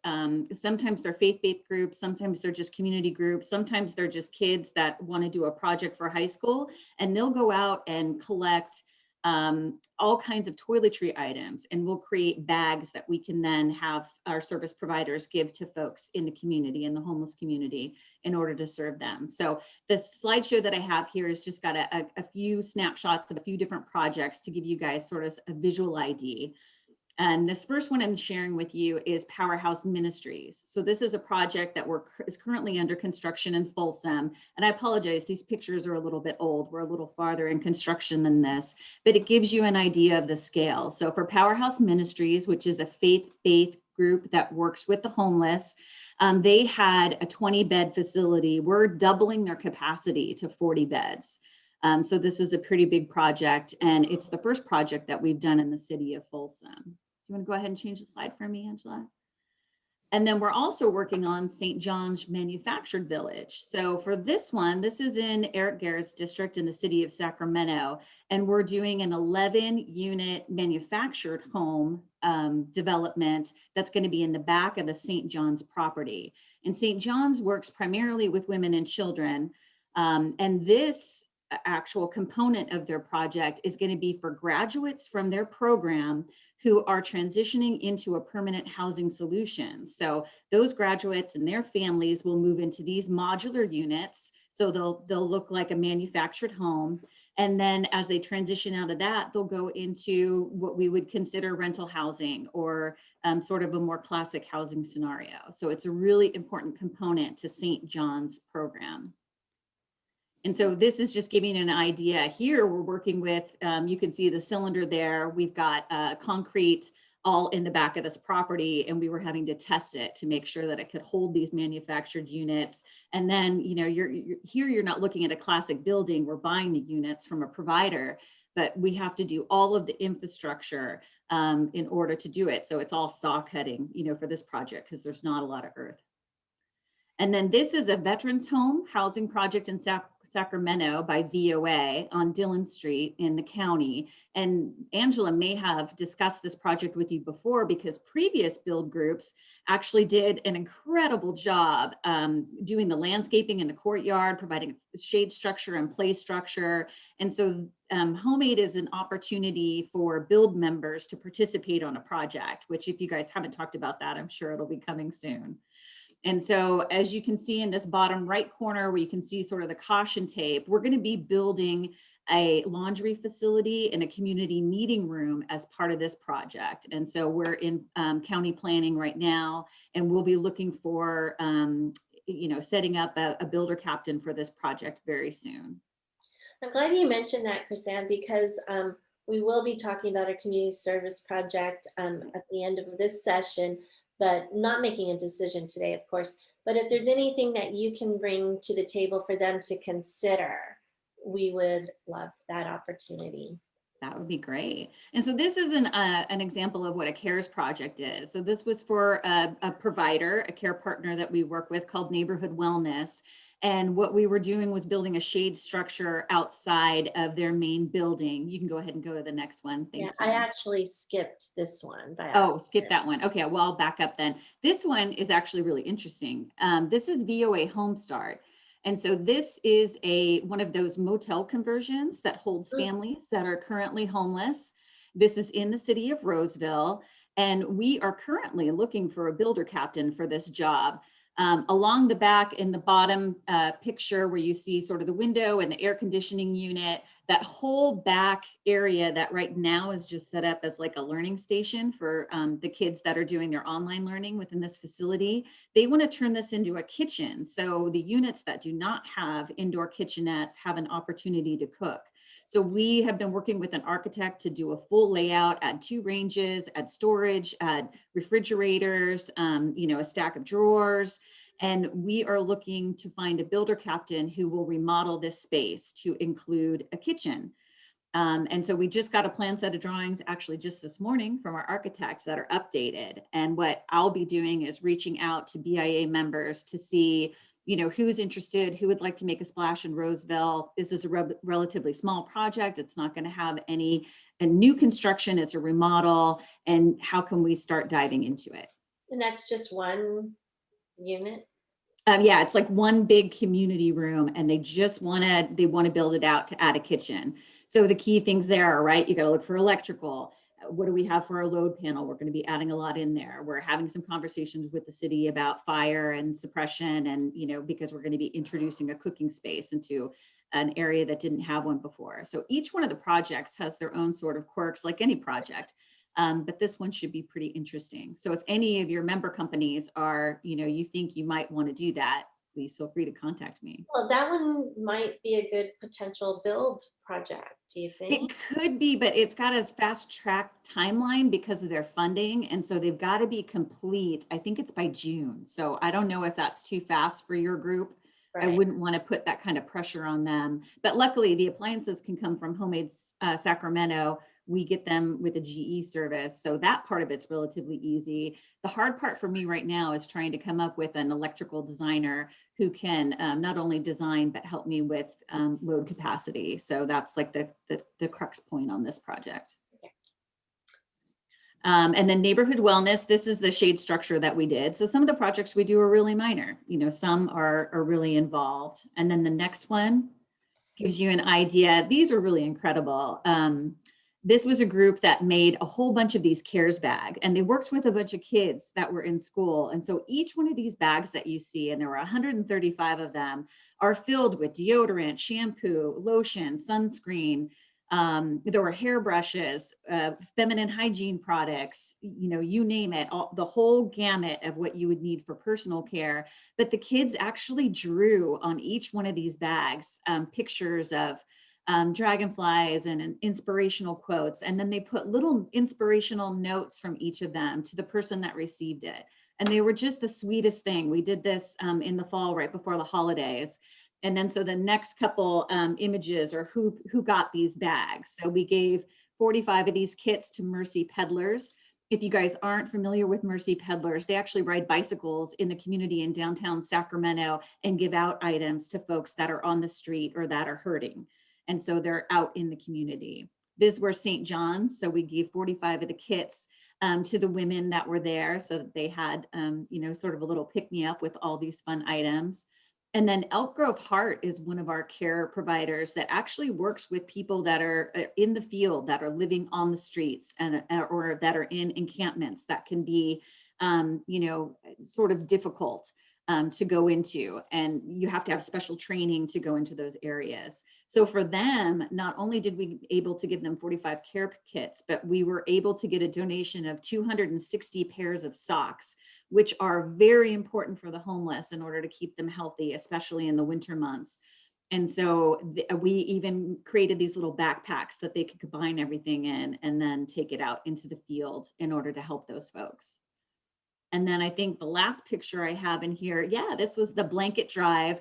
So the garage that you see with all of those blankets, that was 325 blankets that were handmade. They were crocheted, they were quilted, they were made out of fleece, and they were just incredible. And so that's our little work truck that you see there piled up with all those blankets as we are taking them out and then distributing to Loaves and Fishes and to VOA and to people who know, you know, how to get these to folks that really need them or want them for the holidays, keep them warm through the winter.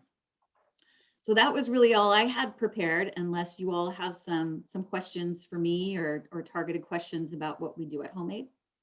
So you didn't mention the painting days. Oh, we That's do. not- In addition to care days that work like this, we also have Painting for a Better Tomorrow days, which is where we try to tap into the build community with all of you folks. and graduates that have been in the build community prior in order to assist us with maybe painting the outside facility. Currently, it's difficult to paint interiors because of COVID, but we were trying to successfully do a paint day. It was supposed to happen around this month, but since all the COVID numbers kicked up, we decided to push it out into the spring. So you may be hearing from me on contributing on that.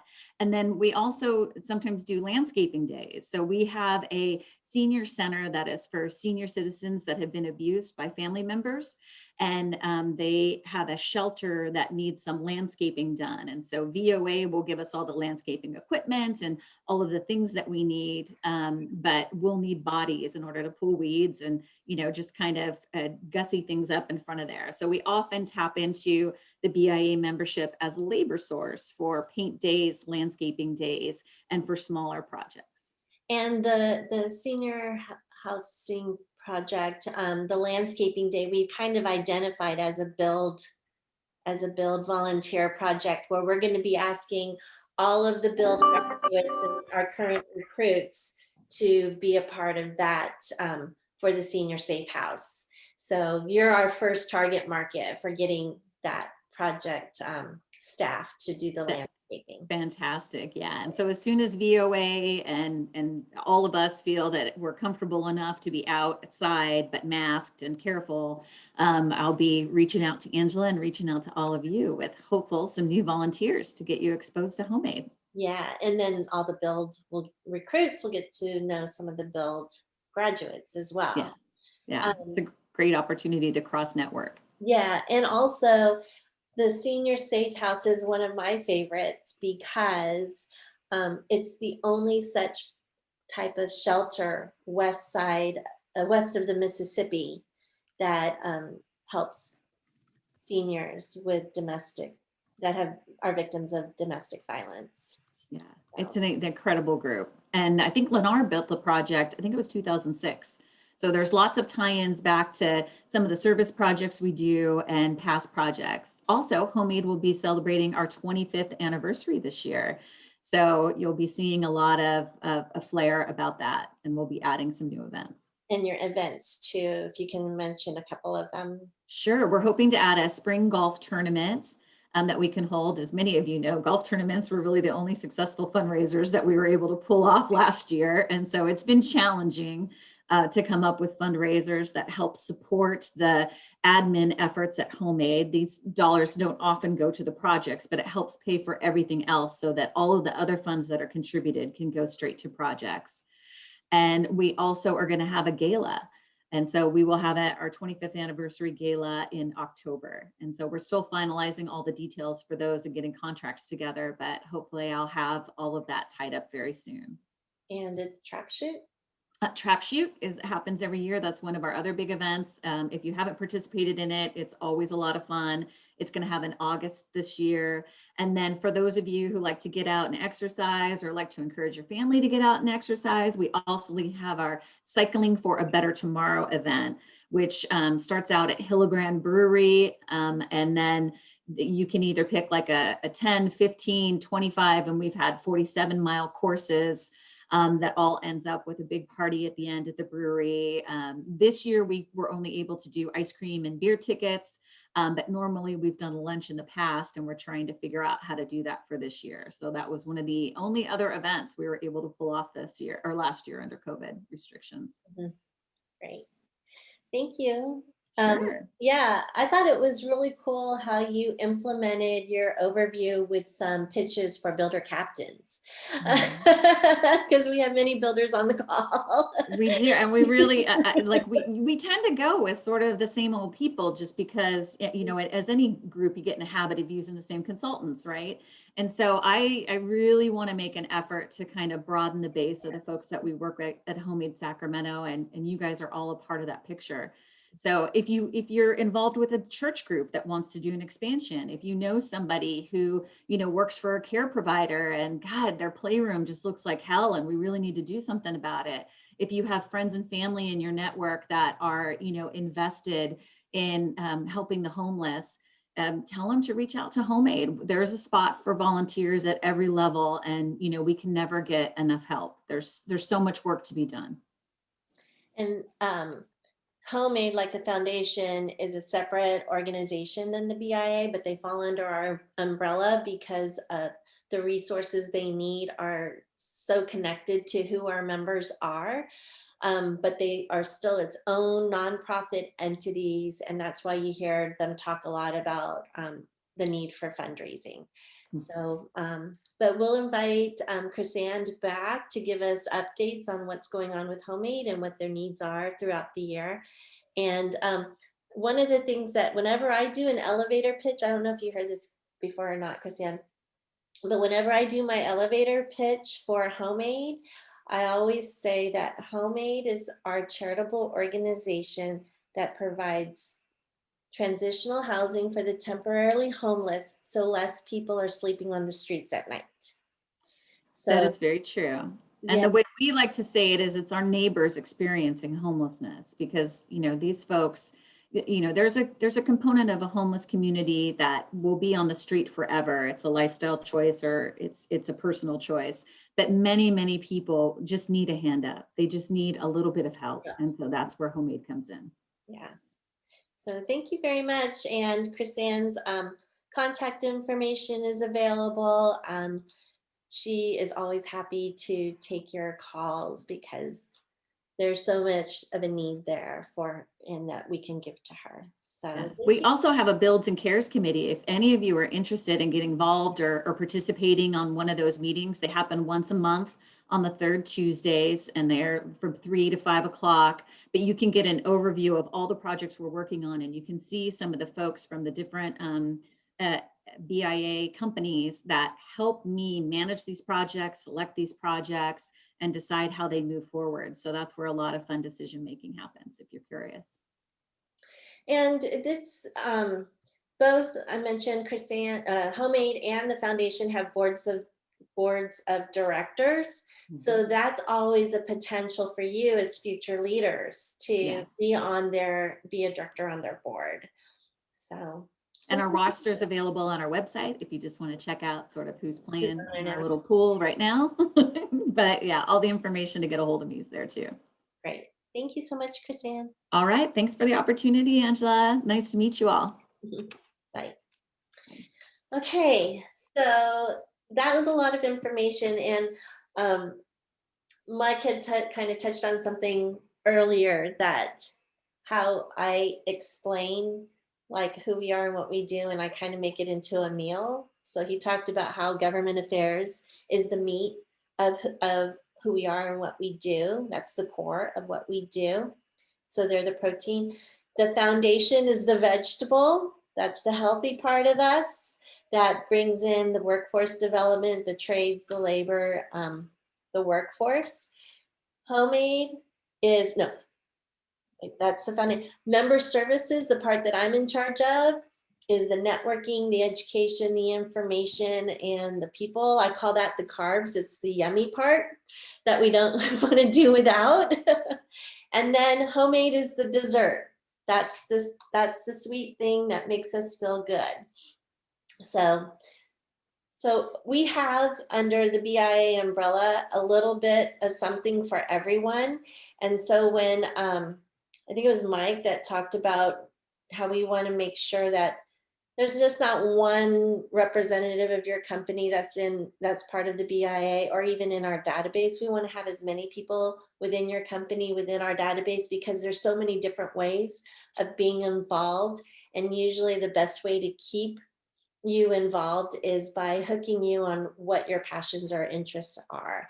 And I feel like we have all of that covered, whether it's technical, whether it's governmental and political, whether it's just the feel good part or the part of, contributing to, the workforce or anything like that, or something charitable. We got that covered. So if you have anybody in your company that you want to have added to our database, all I need is their names and their email addresses.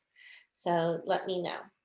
Okay, and let's go ahead and everyone kind of unmute so that we can have some conversation, and in case anyone has any questions. want to go over some stuff.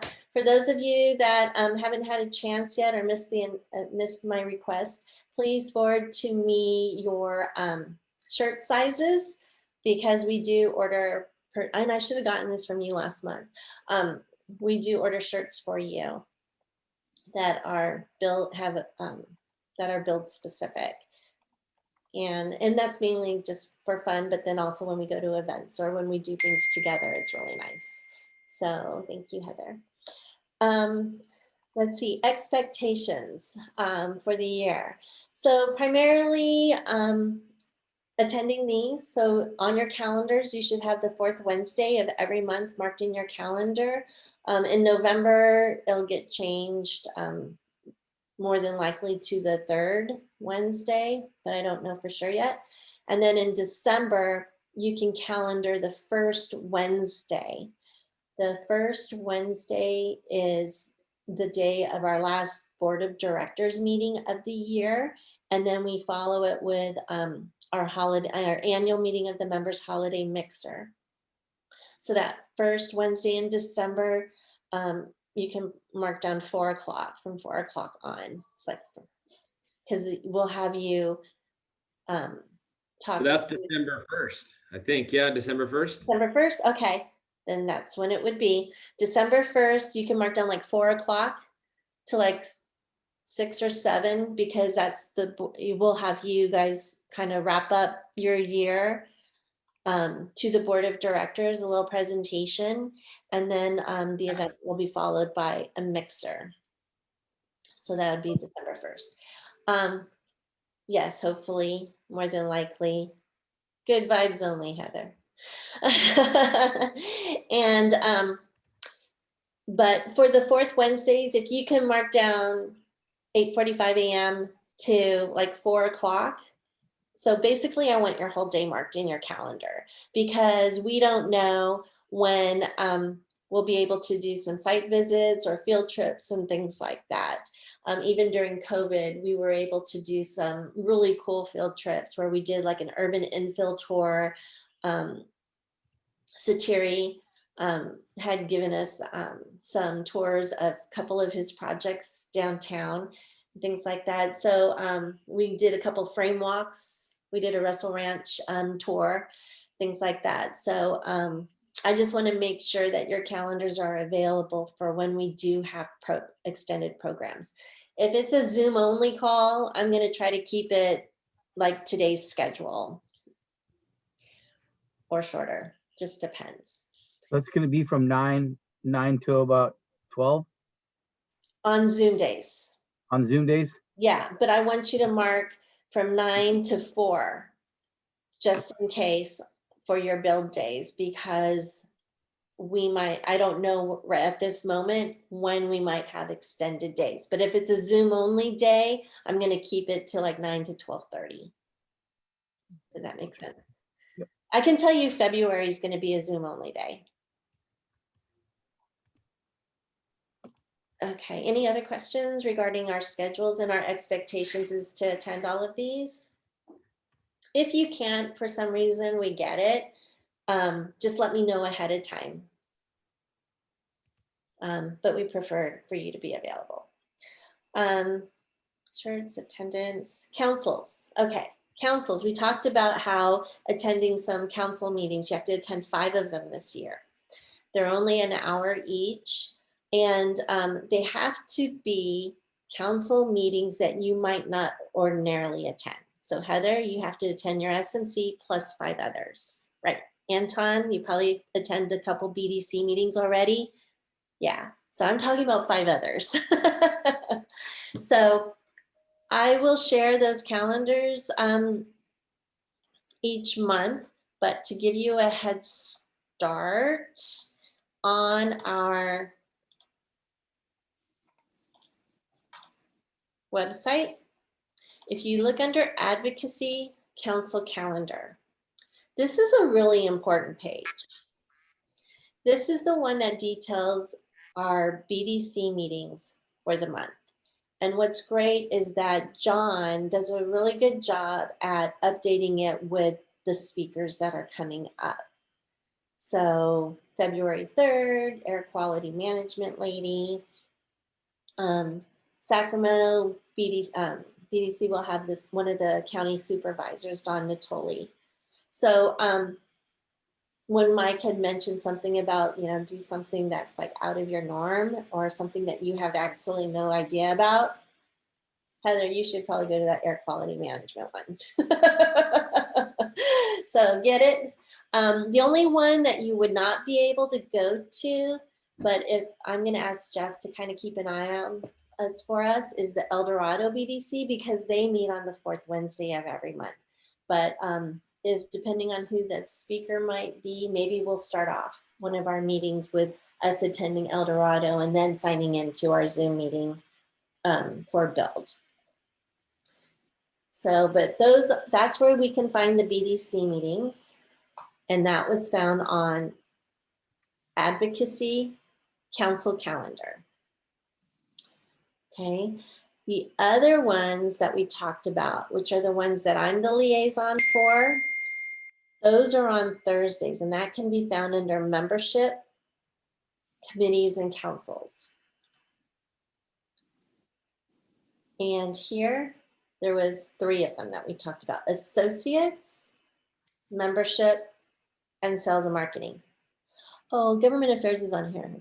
Yeah, so maybe that's the one that you go to, is the membership and committees, because from there you can go on to the BDC calendar. But anyway. So can I call out Robert he needs to be attending SMC council meetings? Yes. For those of you that are in sales. How have you not been there? Well, I didn't know that they were happening until this point. So there we go. Okay, so now you need to be looking at my emails whenever I send them, because I'm pretty sure we invite you, Robert. All right. I will make sure. Calling you out. And then we also have, there's someone else in our group that's in sales. Is it Daniel? No. Daniel, but he's off today. Okay. Yeah. So Daniel, he's the other one. He's with Taylor Morris and Heather. So you can get on him. Are they SMC members already? I don't know off the top of my head.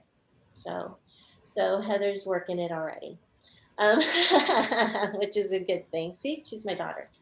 But Associates Council, so these 3 councils meet on Thursdays, 9 a.m., 9 to 10. And you'll see that they meet on the 1st, 2nd, and 3rd Thursday of each month. Membership Council meets on the 1st Thursday, and that's the group that works on retaining and recruiting for our membership, helping our membership stay strong and grow. Associates Council, the chair for that is Stan Meddy of Wood Rogers.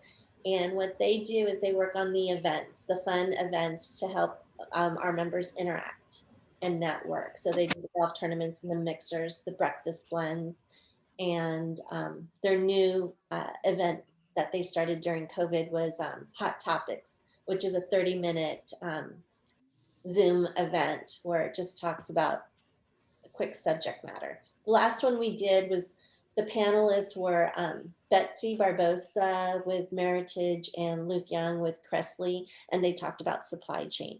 So those hot topics are pretty cool, and it's only 30 minutes long.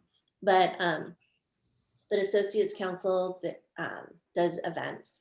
And then the Sales and Marketing Council are primarily made up of sales and marketing professionals, and what their goals are is, and Mike touched on it earlier about how if home sales doesn't happen, none of us have jobs.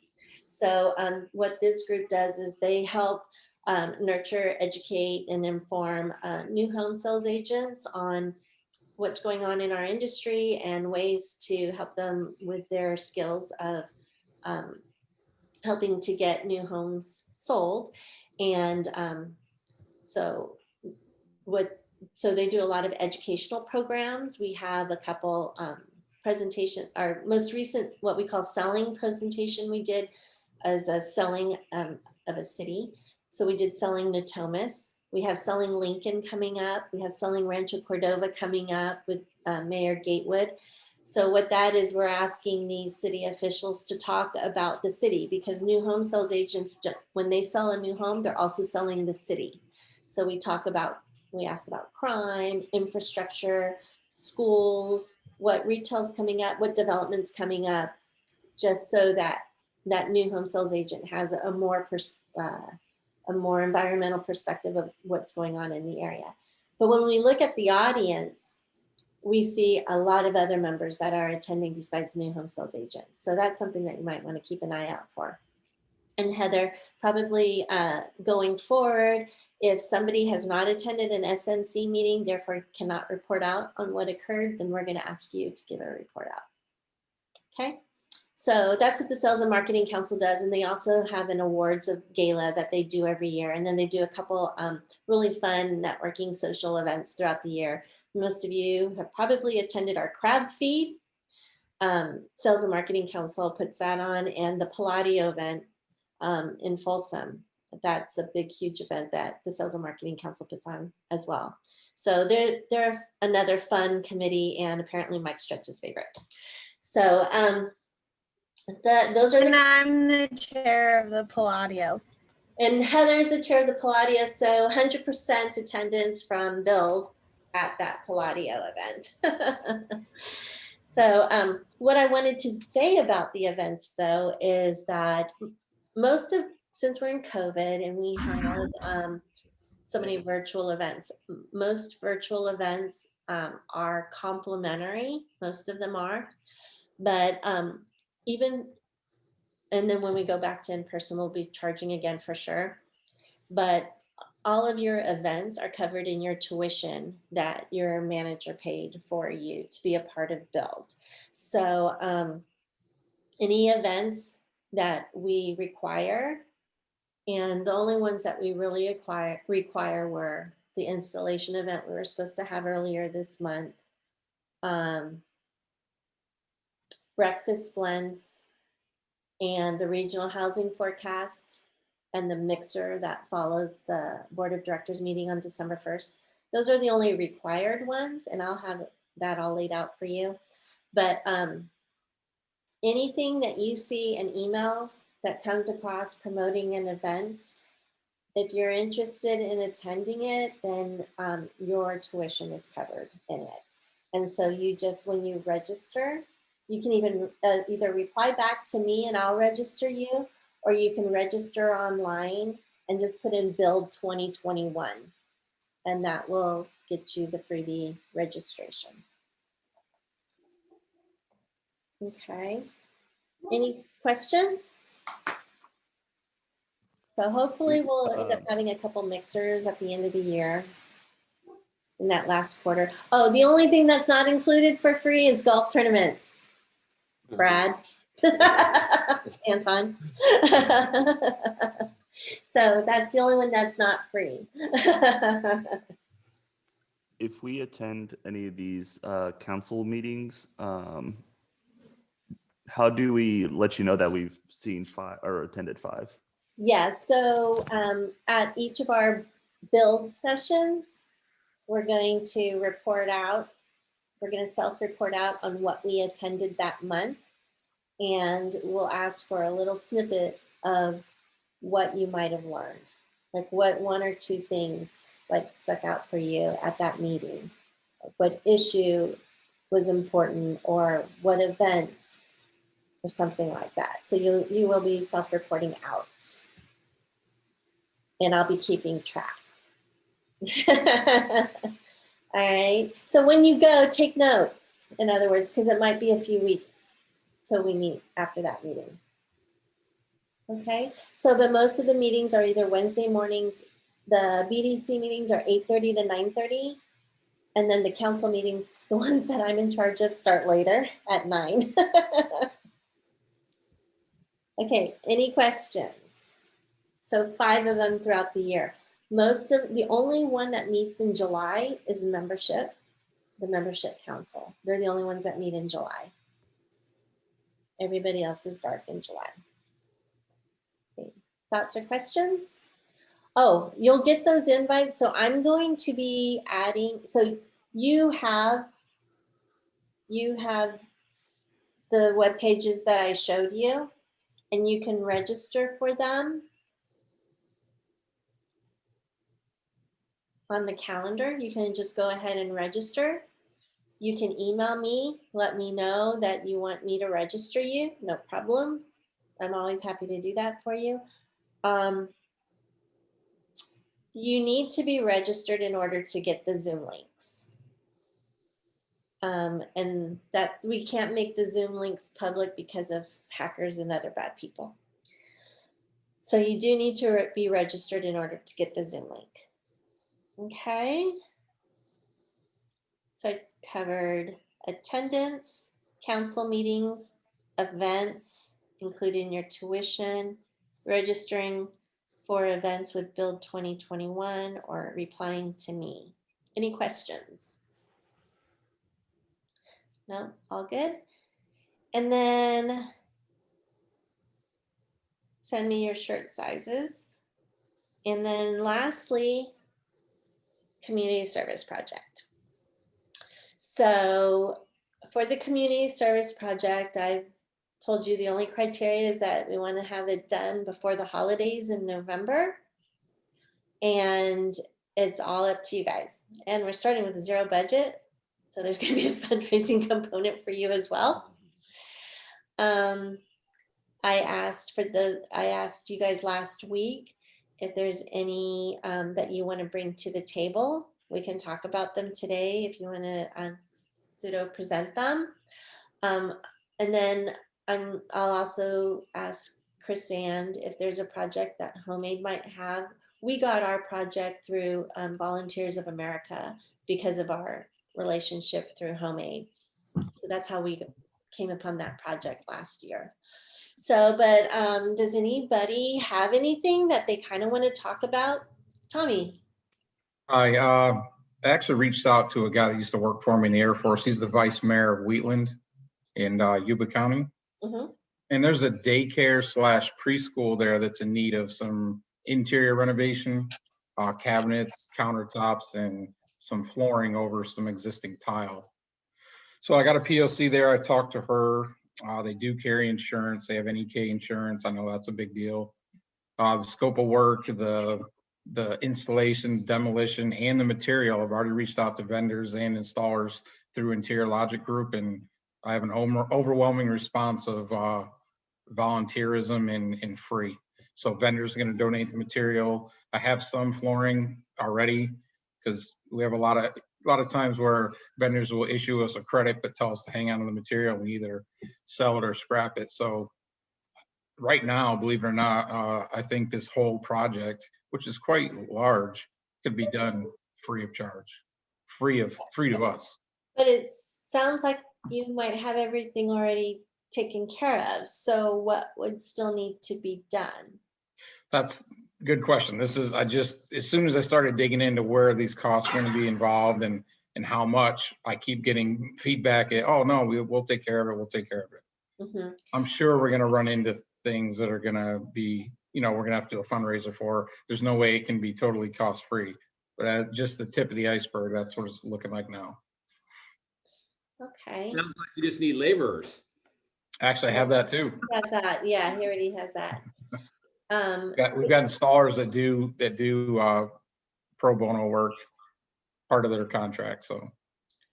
So it looks like Volunteers of America has just sent an email over at 11:30 this morning. So Roseville Home Start, which was one of the ones that Chris-Ann had talked about. That one has something that they need. It says over the past 18 months, they have renovated the 21 one-bedroom apartments and the 6 studio apartments. The one-bedroom units, and so there's 21 that they are very, very low-income permanent housing for previously homeless families. So here's the thing. Here I have a color. There we go, Heather. So this is very, very low-income permanent housing for previously homeless families. The studio units are emergency shelters for families who are experiencing homelessness. The units are full and they have a wait list of 13 families. They're looking for a contractor or a group to complete a renovation. Oh, the community room. That's the one that Chrysanth had talked about. Okay, so they're doing the community home, but currently the other projects besides that community room that Chrysanth talked about, she said there are several projects that could enhance the quality of life for their residents and community. The playground is very old and several pieces have been removed due to cracks in the equipment that could cause injury. Installation of sails over the playground to create shade during the summer months so the kids can play on the equipment. And installation of landscaping, especially trees, to help beautify the property. Now they have some funds. They have approximately $25,000 to go towards these projects with other grant proposals. We would be honored to be considered for another build project. And she's attached some videos of this. So I will email this email out to all of y'all so that you can see the detail yourself. But that could be one that you guys can consider.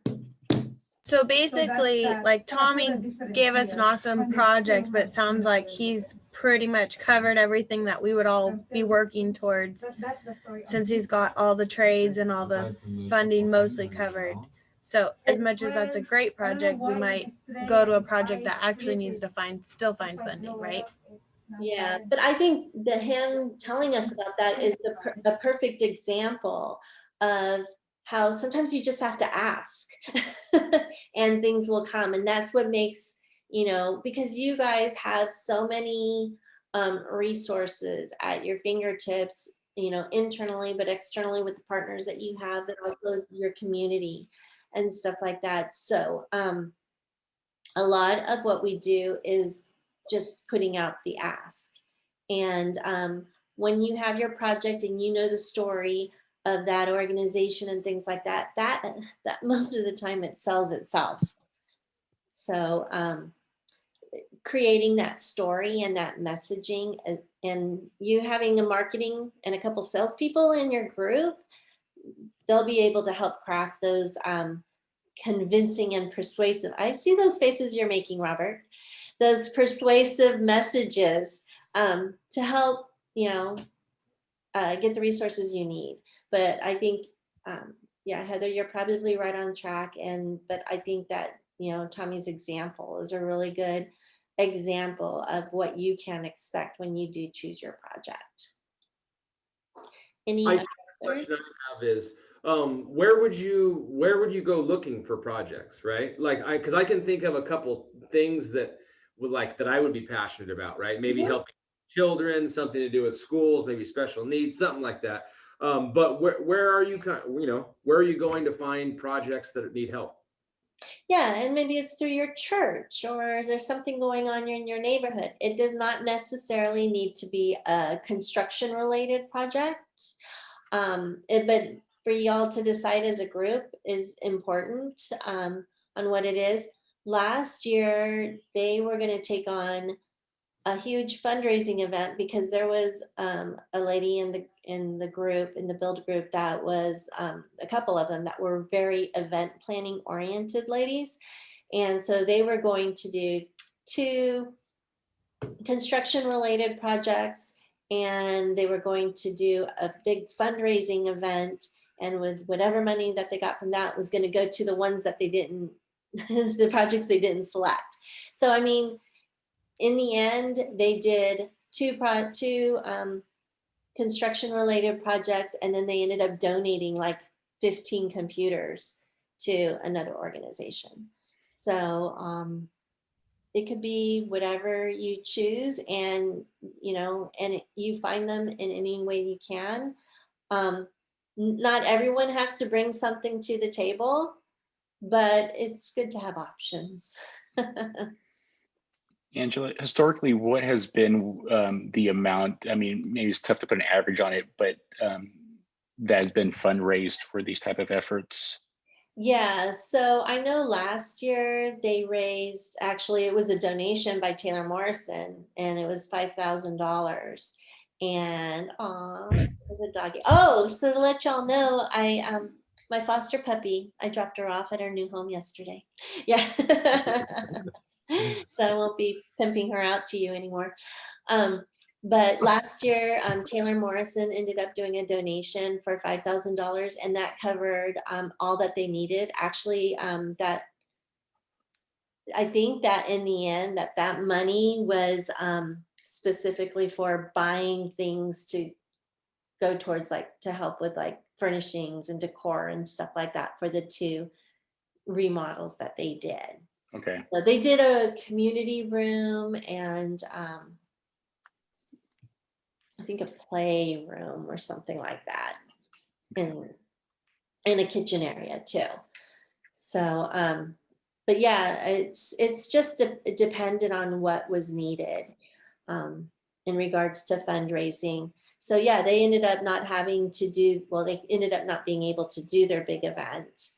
And I think that's like Taylor Morrison kind of stepped up on that. But in the end, because they got so many things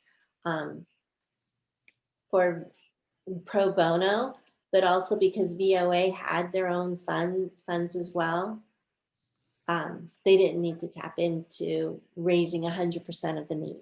Yeah. So I guess the previous building groups would make a commitment on what that that effort's going to be towards, or whatever that project is going to be, and then they would fundraise. Or would you normally look to fundraise and then see where you could apply it? Just because you want to make a commitment, and then hopefully you're not short on the funding, and then you're like scrambling trying to figure out how do you finish the gap. Right, and you guys can manage that any way that you want. In the past, I can tell you 100% of the time, they selected their project first. Okay. They usually had selected their project by March. Okay. Well, any other questions or any others that you want to bring to the table? No. I know, like, with COVID being such a big thing right now, I mean, I know Amanda, they got that grant specifically to help COVID laid off employees, but maybe we could look at something around that, like really targeting on how to help bring something out of this pandemic. So I'm not sure if, anyone has ears towards projects related to that, but maybe that could help us start guiding us on ideas. Yeah, and I don't know if Amanda might have some ideas as well. I can ask her. Or Heather, you want to ask her? Sure. Jake, you have something you want to bring? Yeah, I got one. I was actually, after our last meeting, made me think about it. I heard on the radio within the past couple of days, the new Safe Place initiative in Sacramento. They're doing 50 tiny homes, I believe, for the homeless. Now, granted, I don't know what it entails, if they're hiring one contractor to do all of them, and if it's even something we can touch. But I know Heather has a tiny home fascination, and I think tiny homes are kind of fun to build. So I think it might be kind of something fun to do. I know we'd be able to get I know I'd be able to get lumber from our framers. Sure, ILG can provide flooring and stuff like that, it sounds like. So I'm sure we can rally up the troops. And if it's something we want to entertain, I think a tiny home would be a feasible build labor-wise. I mean, I'm sure we can get some volunteers to help out, plus us. So just thought I'd throw that out there. I don't even know if it's something we could do, because I don't know how the city's doing it, but I'm sure they wouldn't say no if they wanted to make it 51 tiny homes. Right. And Cornelius, who's our legislative advocate, that was on the call earlier today. Cornelius is in charge of the city of Sac and Sac County, so he might have some intel on that and the possibilities there. So does anyone want to give Cornelius a call, or do you want me to call him? I'll call him. Jake? Okay. I don't have his contact info, but I will get that to you. Got it. Cool. And then Heather's going to reach out to Amanda in regards to the foundation and anything there. And any other thoughts or ideas? like I said, sometimes, like lots of times through your church or any other organization you belong to, your chamber, your Rotary or Girl Scouts, Boy Scouts, anything like that. For those of you on the call from Woodside, ask Brian Cutting. He might have some projects. He's very much affiliated with the Boy Scout organization. So maybe one thing to like circle back and not to totally put Tommy's project aside, but since he's so far ahead, maybe when we pick our actual project, we can look at if we can try to fundraise maybe some extra funds and be able to donate that back towards Tommy's project for what may come up so that we're not totally avoiding everyone. yeah, because they might need some furniture or things like that they need for the inside, or landscaping or something, or after the construction part. So it's something to think about for sure. So I know last year's group, they were like determined, we're going to be the first build group that does 2 projects, and they succeeded, you know, kind of like almost 3 projects because they did the computer donation as well. Don't feel like you have to beat that. It's a lot of work. But keep in mind, they will probably continue to brag about it. Any other? Yeah, Josh, I saw you shake your head. You already talked to Nelson. Oh yeah, he's the king of bragging. We're pretty competitive between the 2 of us. That's funny. So any other thoughts? And some of the companies that you work for, you might be affiliated with organizations or have considered community service projects as well that maybe you couldn't do. So something to think about. I know Anton Clifton is really involved with his community, Lincoln and such. And so he might have some suggestions as well. Yeah. Yeah, and then so Tommy had mentioned in the project that he talked about where the daycare already had like the insurance and everything already. So if we choose, for whatever project we have, if we need liability insurance and things like that, we can get that through HomeAid. And where we partner with HomeAid, and they will help us with that. But then I would need to make sure that there's one person in your group that's in charge of all the administrative part of that, because we would have to collect, you know, the information in regards to the value of what was donated, what was paid for, all of those specifics. So usually, let's see, I don't have a finance person in the group this year, but usually that's one of the things that, in regards to insurance, we have to make sure that we provide all of that detailed information over to whoever is holding our insurance certificate. And then there should also be somebody in the group that's taking care of just finances, what we're bringing in, what we're putting out, and what we're doing pro bono. And then also, if we are able to do it, it's always nice if we have some kind of ribbon cutting event where we can recognize those that contributed to the project and things like that. And then it's also a great way to get some publicity for build, and also the just for the building industry as a whole, because as you know, oftentimes home builders are thought of as the bad guys that are cutting down trees and bringing in more development, when it's actually a really good thing. And we do good things too. So it's a PR opportunity as well. So Heather, keep in mind, we might need an event and a press release written later on. So. Hey, thanks Jeff for everything, man. You got it. Okay. Any other thoughts or questions or opportunities to bring something to the table?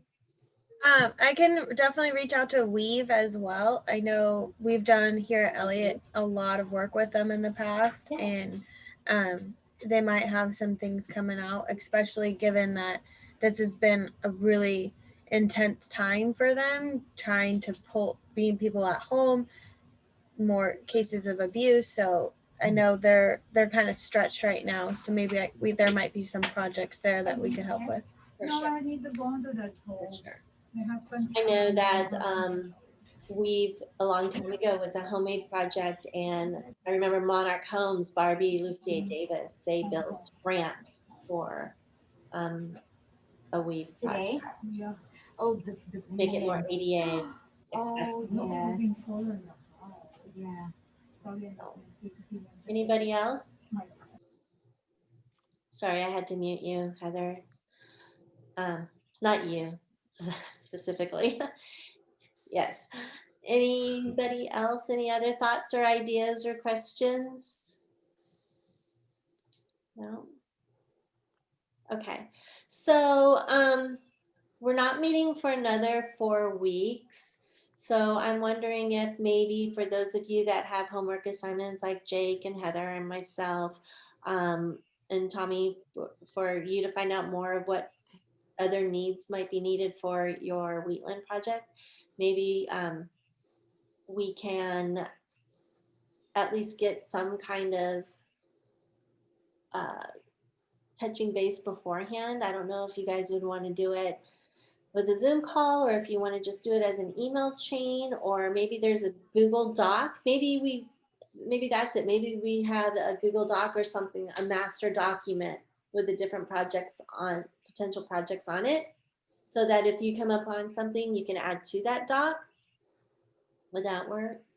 And then, so that way when we come together in February, we have a little bit more information that we can go over.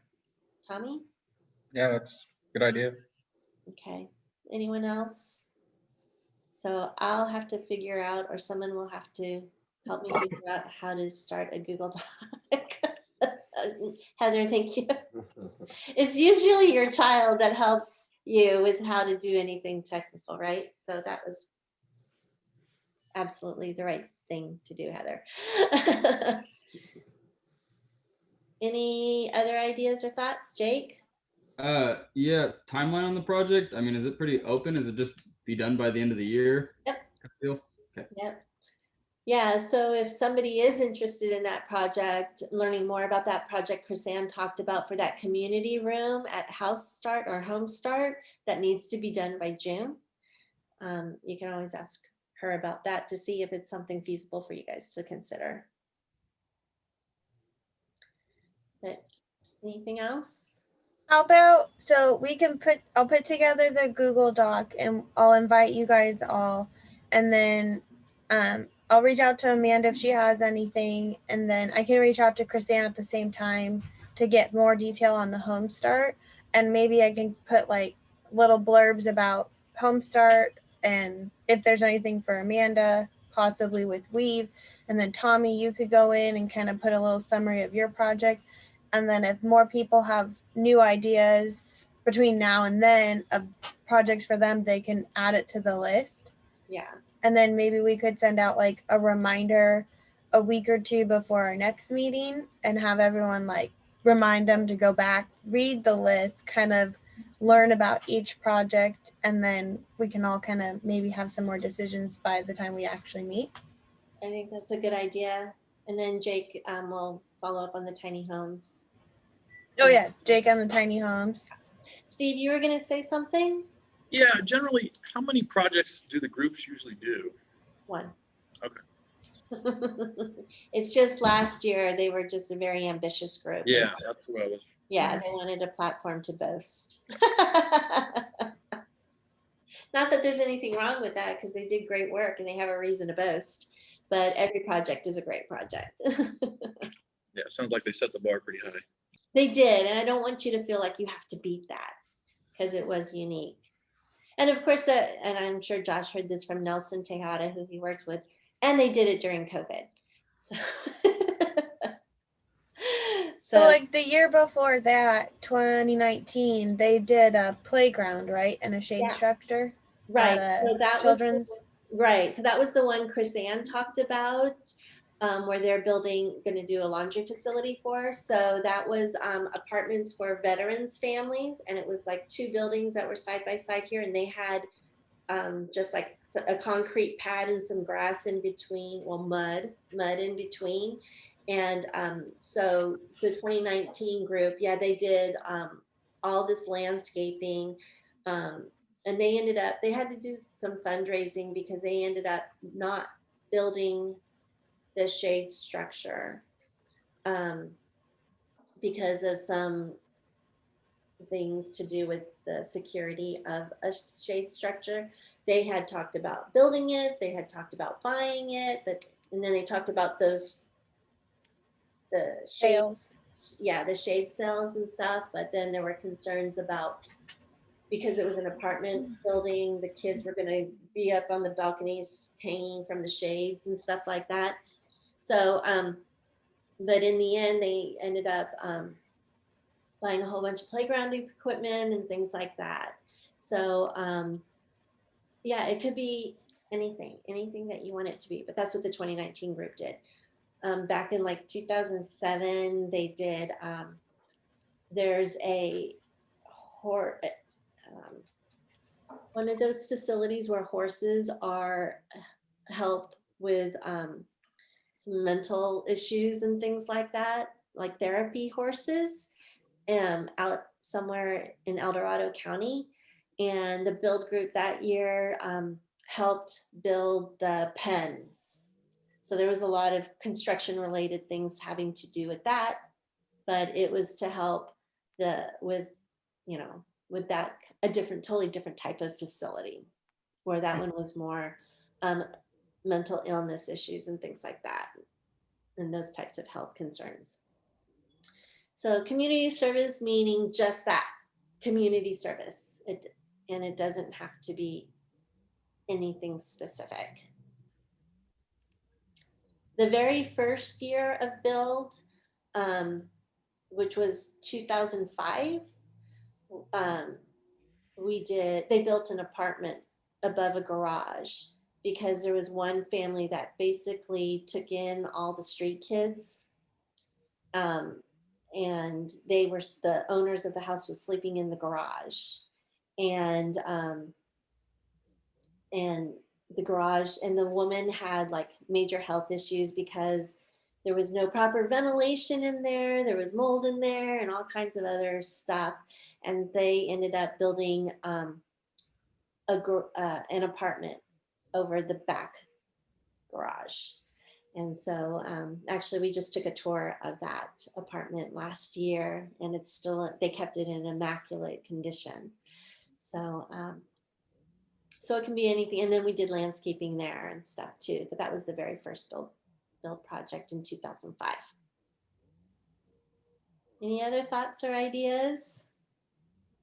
Okay, so a couple of you have homework, specific homework, and others of you have things to think about or poke around in your community. And Heather's gonna get y'all started on a working document. And with that, oh, any other things before I change the topic? No. So another thing in regards to build is facilitating these sessions every month. It's not me every month. I only do January. And so with, so each of you is assigned a different month to facilitate. However, sometimes we might not have anything going on, or we actually have 13 people in build and there's only maybe 10 months left to do. So a couple of you will be off the hook, but I went ahead and I assigned based on your birthdays, your birthday months. So a couple of you were overlapping, so I had to move. But the very next one, and I'll lay this all out for you, but so you know, for February, Heather, you're going to be facilitating the next meeting. So all of y'all get used to being bossed around by Heather. She's going to kick off the year for you. And then March, I have Jake. Okay. So, but I'll type all this out for you so that you will have it and you'll know what month you are assigned or what, if you are assigned.